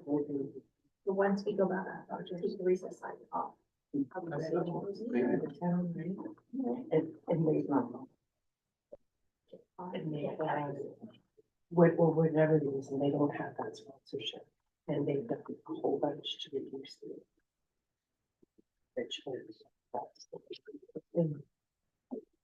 We're not really ready. Yes, I forwarded the revised resolution to. Did you forward it to Councilor Spencer, or I can do that? Oh.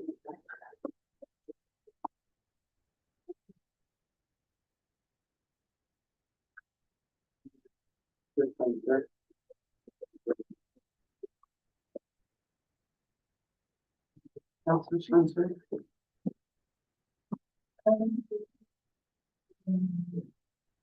Instead of the new one.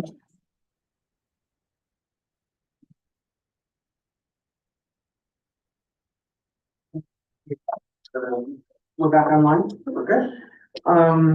Counselor Spencer. Moved by myself and seconded by Councilor Rosehart, that report, FIN 250052025 budget summary and approval report be received as information. And that an amount of 9,000 be approved to be added budget for Turtle Fest sponsorship for 2025 from the tax stabilization reserve. And that the 2025 budget of 42,727,162 with 22,331,832 from taxation, comprised of an operation budget of 31,691,062 with a levy of 18,626,532. And a capital budget of 11,036,100 with a levy of 3,750,300 be approved. And if I could speak to that. Oh, and that upon finalization of the county's 2025 tax policy decisions, a bylaw be brought forward setting the 2025 property tax rates. Yes, go ahead. It's your motion. Yeah, we've heard from, the BIA, with their delegation. They're taking on Turtle Fest, under the BIA, but not under the BIA budget. They lost the Rogers sponsorship of, 40,000. They've reduced, or 25,000, sorry. They've, reduced costs 66,000, gone to a local production company. Their entertainment budget has been reduced by thousands. Insurance is reduced with it being under the BIA and not separate, insurance. But they have 5,000 in porta potties, stage, that, all those sort of things, activations and setups. We have already cut 2,500 or 3,500, I'm not sure which it is, from the economic development department that normally gave to that subsidized each year. We got rid of the grant policy for this year, or I guess until we bring it back. And they have 6 months to plan this and relied on that money. They were under the impression that this was separate, their grant money, and that it would be there. And we're quite surprised not to find out that. It is a signature event in Tillsonburg. Over 30,000 people attended it last year, 2-day event. The economic impact, as we received from professional analytics, was $1.1 million.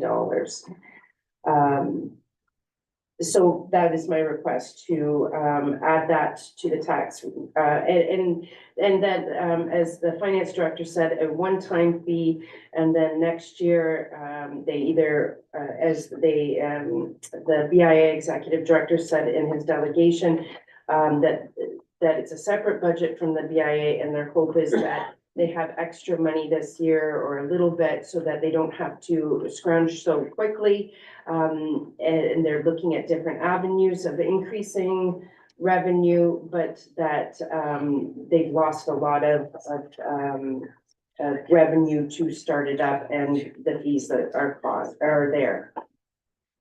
We did add back to the budget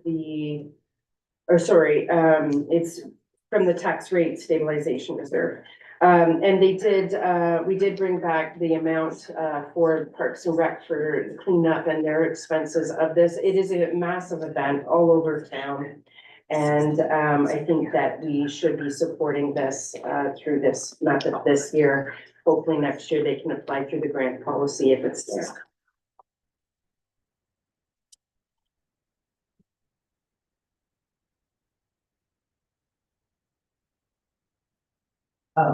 Thank you, Councillor Spencer. George, did you have your hand up? Okay. Through you, Madam Mayor, just to clarify, the numbers I provided were that the funding was to come from the levy. If the numbers coming from the tax rate stabilization reserve, I provided some updated numbers. Yeah, I was actually just clarifying that with the deputy clerk. I was a bit confused. Well, only because, so we're adding to the expenses, so the expenditure line goes up, but not the levy number, because it's being funded from a reserve. Great. So that the numbers should actually stay the same as the original resolution with that Slightly. 9,000 coming from tax rate stabilization. The levy number would stay the same, but the expenditure number would increase. Right. Yes. So just to confirm, it's still 22,300 and 22. 832 from taxation. Does everyone understand that? Now, I will open the floor to discussion regarding the resolution. Councillor Rosehart. Through you to, I guess, not open, how would we keep track of where the 9 million or the 9,000 went? How would we know how the money was spent? Would we be getting a report back, or are we just giving the money and then sending it to We, Madam Mayor, historically, council has not put conditions on the grants. We normally have provided the funds with no updated reporting. Historically, council did adopt a new policy 4 months ago in terms of adopting the grant process. And so if you follow that process, then there would be a required report come back advising on the use of the funds.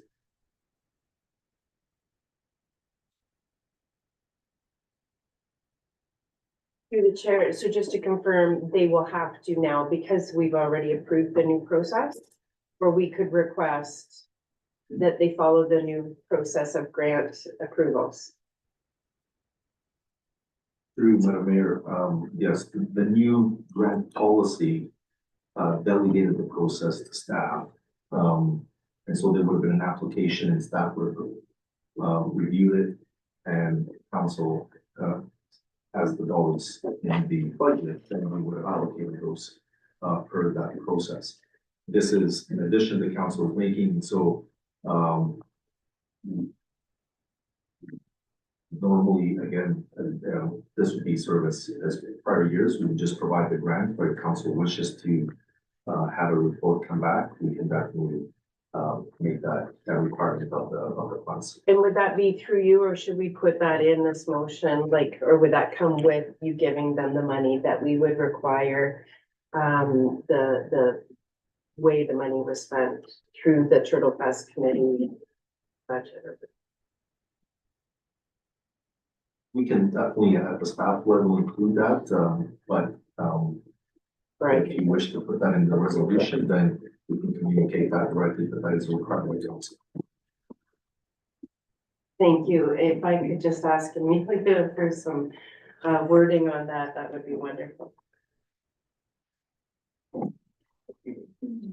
Through you, Madam Mayor, to council, so for clause B, that an amount of 9,000 be approved to be added to the budget to support the Turtle Fest for 2025, be funded from the tax rate stabilization reserve, and that the Tillsonburg BIA be required to adhere to the town grants program policy reporting requirement. The mover and the seconder, yes. If I could just ask the deputy clerk, because that budget would be different than the BIA, should we say the Turtle Fest budget or the Turtle Fest committee's budget instead of the BIA's?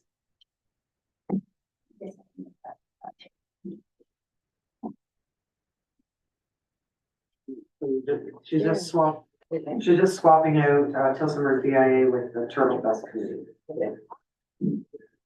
The mover and the seconder are good. Okay. Now, once again, discussion regarding the budget. Does anyone have anything? Councilor Spencer? Just to confirm, I read different numbers so there are different numbers.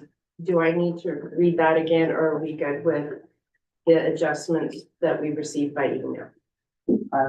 I read them aloud, so we're good. It's the 20, because it's coming from tax-free stabilization, the numbers revert back to the original number that was in. The one 42,918,000, according to the new email, is 42,727,000. Yeah. Okay. 6162. With 22,322,832 coming from taxation, operating budget of 31,691,662 with a levy of 18,617,532 and a capital budget of 11,036,100 with a levy of 3,705,300. Thank you. Okay, further discussion on the budget. Councilor Park. Through your Mayor Gilbasey. First, I'd like to thank staff for the work that they've put into it. When this budget first came to us, it was at over 16%. And to get it down to, I think it's 4.78 right now, that was a monumental task. I do have some concerns with it.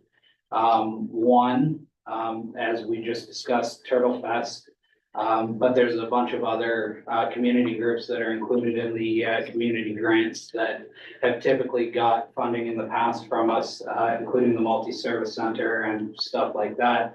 We're now cutting those out. And then on the other side of things, I also have some concerns with some of the staff that we're adding. The IT team comes at a significant cost over what we were paying with the county manager of strategic initiatives. I'm struggling with that position. And then I'm also struggling with only adding one public works worker. When I did my ride along 2 years ago with Public Works, I was shocked to see that we hadn't had an increase since 2010 in the staffing in that department when it came to the roads crew.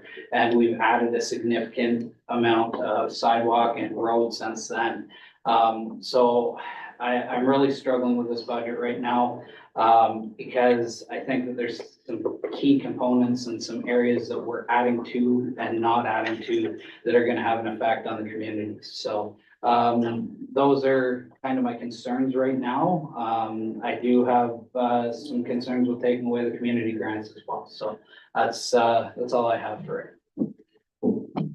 Further comments? Councillor Spencer? I just wanted to confirm, about the strategic initiatives position. And just, if staff could remind me, I was a brand new fresh counselor. I feel like that was a director position that Renato had, correct? Yeah, and then, we had a director of finance, so we had two directors. And now it's been reduced to a manager position, so we're saving money. And then it's also being used instead of the staff that the economic development commissioner was using. So we're saving even more money there. Is that correct? Am I correct with that?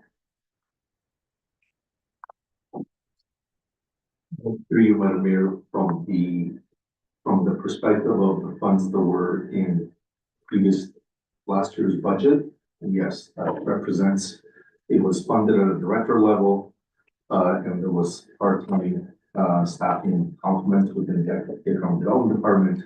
So in the 25 budget, that position was reduced, and now with the reduction of the economic development part-time. So overall, compared to the 24 budget, it is a reduction. Thank you. Any further I discussion? have one more, sorry. Go ahead. I have one more question. The grants that were taken out this year, is that out until council reinstates it? Or is that back for next year? Through you, Madam Mayor, the reduction was a removal from the budget, and so therefore, you're correct, you would not, in order to come back into the 26 budget, we will need council direction to do so. Thank you. Okay. Further discussion to the resolution that's on the floor. And this is the last time I'm going around to council because I have some comments. Seeing none? Okay.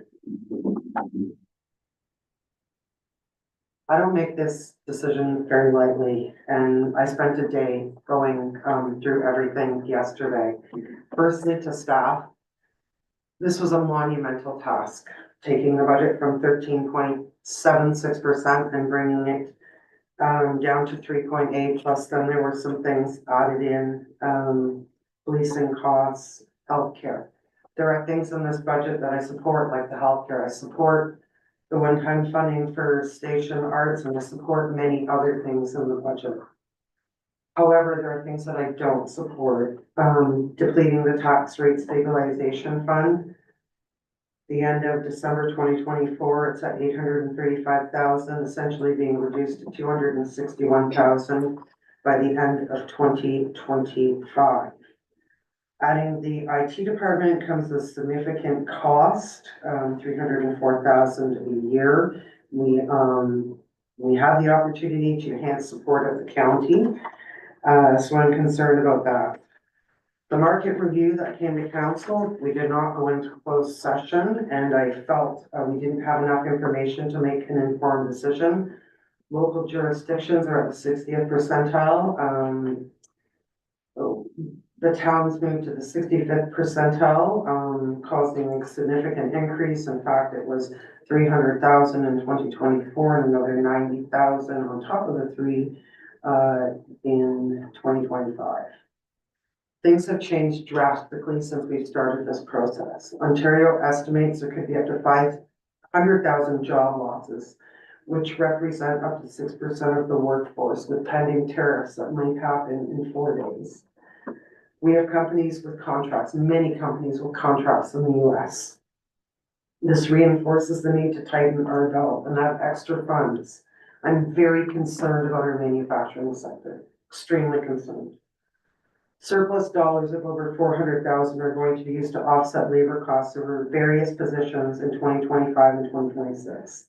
This will inevitably kick the can down the road to where full funding will be required in 2027, and this concerns me. That will be the next council that will be absorbing the decisions of today. The manager of strategic initiative comes at a cost to the town. Yes, this position was created before. I think we need more frontline staff.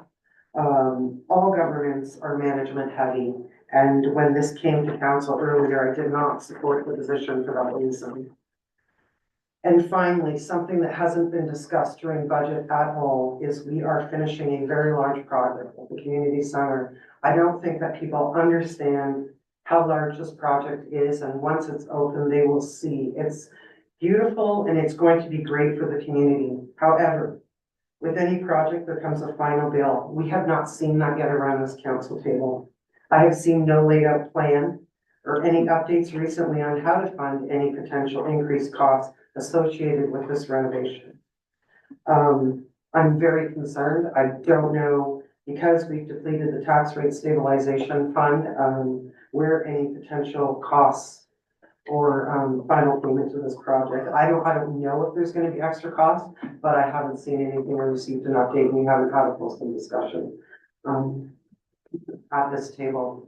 So those are my comments regarding the budget, but I do want to say, I appreciate the amount of work that has gone into this. And like I said, the decision that I make has not been made lightly. I spent hours poring over this and thinking about this, as to where I was gonna vote, and I tossed it back and forth, but, unfortunately, because of some of the items, I think there's great things, like I said earlier, health, definitely, hoping to help our citizens out, but there's also a lot of things that concern me, so thank you.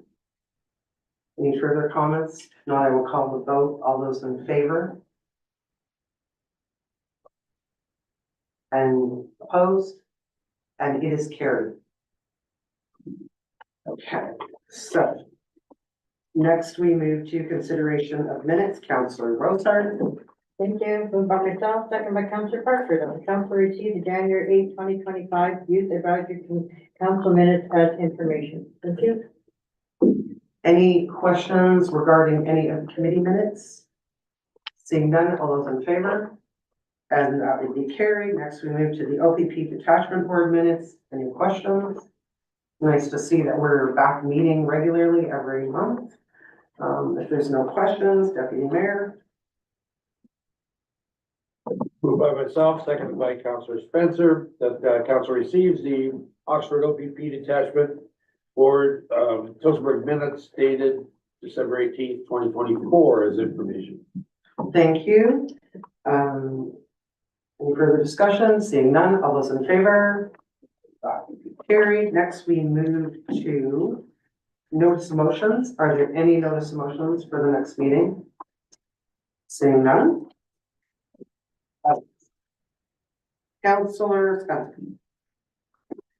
Moved by myself, seconded by Councillor Rosehart, that the following bylaws be read for a first, second, third, and final reading, and that the mayor and clerk be and are hereby authorized to sign the same and place the corporate seal thereon to 2025-007, 2025-008, 2025-009, 2025-010, 2025-011, 2025-012. Thank you. Just a note to appreciate, the deputy clerk had condensed the wording on the bylaws, so I think all of council will appreciate that. Any discussion? All those in favor? Carried. Next, we move to confirm proceedings bylaw. Councillor Roosevelt. Thank you. Moved by myself, second by Councillor Luciani, that the bylaw 2025-006, to confirm the proceedings of the council meeting held on January 27, 2025, be read for the first, second, and third and final reading, and that the mayor and the clerk be and are hereby authorized to sign the same and place the corporate seal thereunto. Thank you. Thank you, Councillor. Discussion. All those in favor? And that will be carried. Next, we move to round table, and we will start with the deputy mayor. Nothing, thank you. Councillor Spencer. This Friday night at the Copper Mug is a fundraiser for the Tillsonburg Hospital Foundation. I don't really know if there's tickets left, but you can contact the Copper Mug. I believe they're $30 a ticket.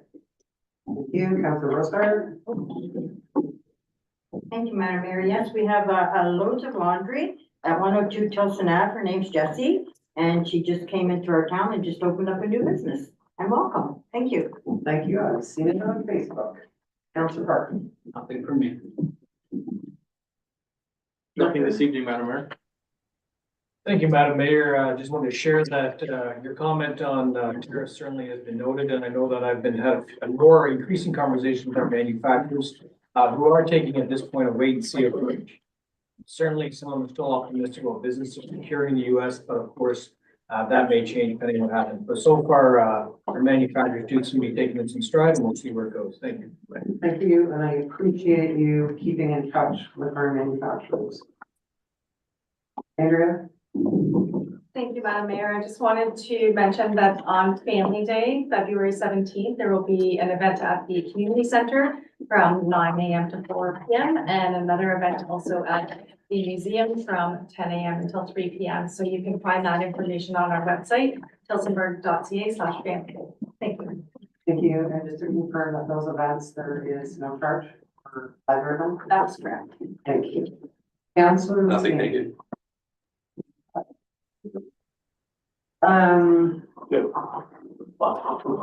Councillor Parks. Thank you, Your Worship. I don't have everything this evening, to thank council, and again, thanks staff for all their hard work, with regards to the budget, and I know we do have some exciting things in it, that are moving forward. So adjournment, Councillor Lucien. Moved by myself, seconded by Councilor Parsons, that the council meeting of January 27th, 2025 be adjourned at 8:20 p.m. All those in favor? And that will be carried. Good evening, everyone.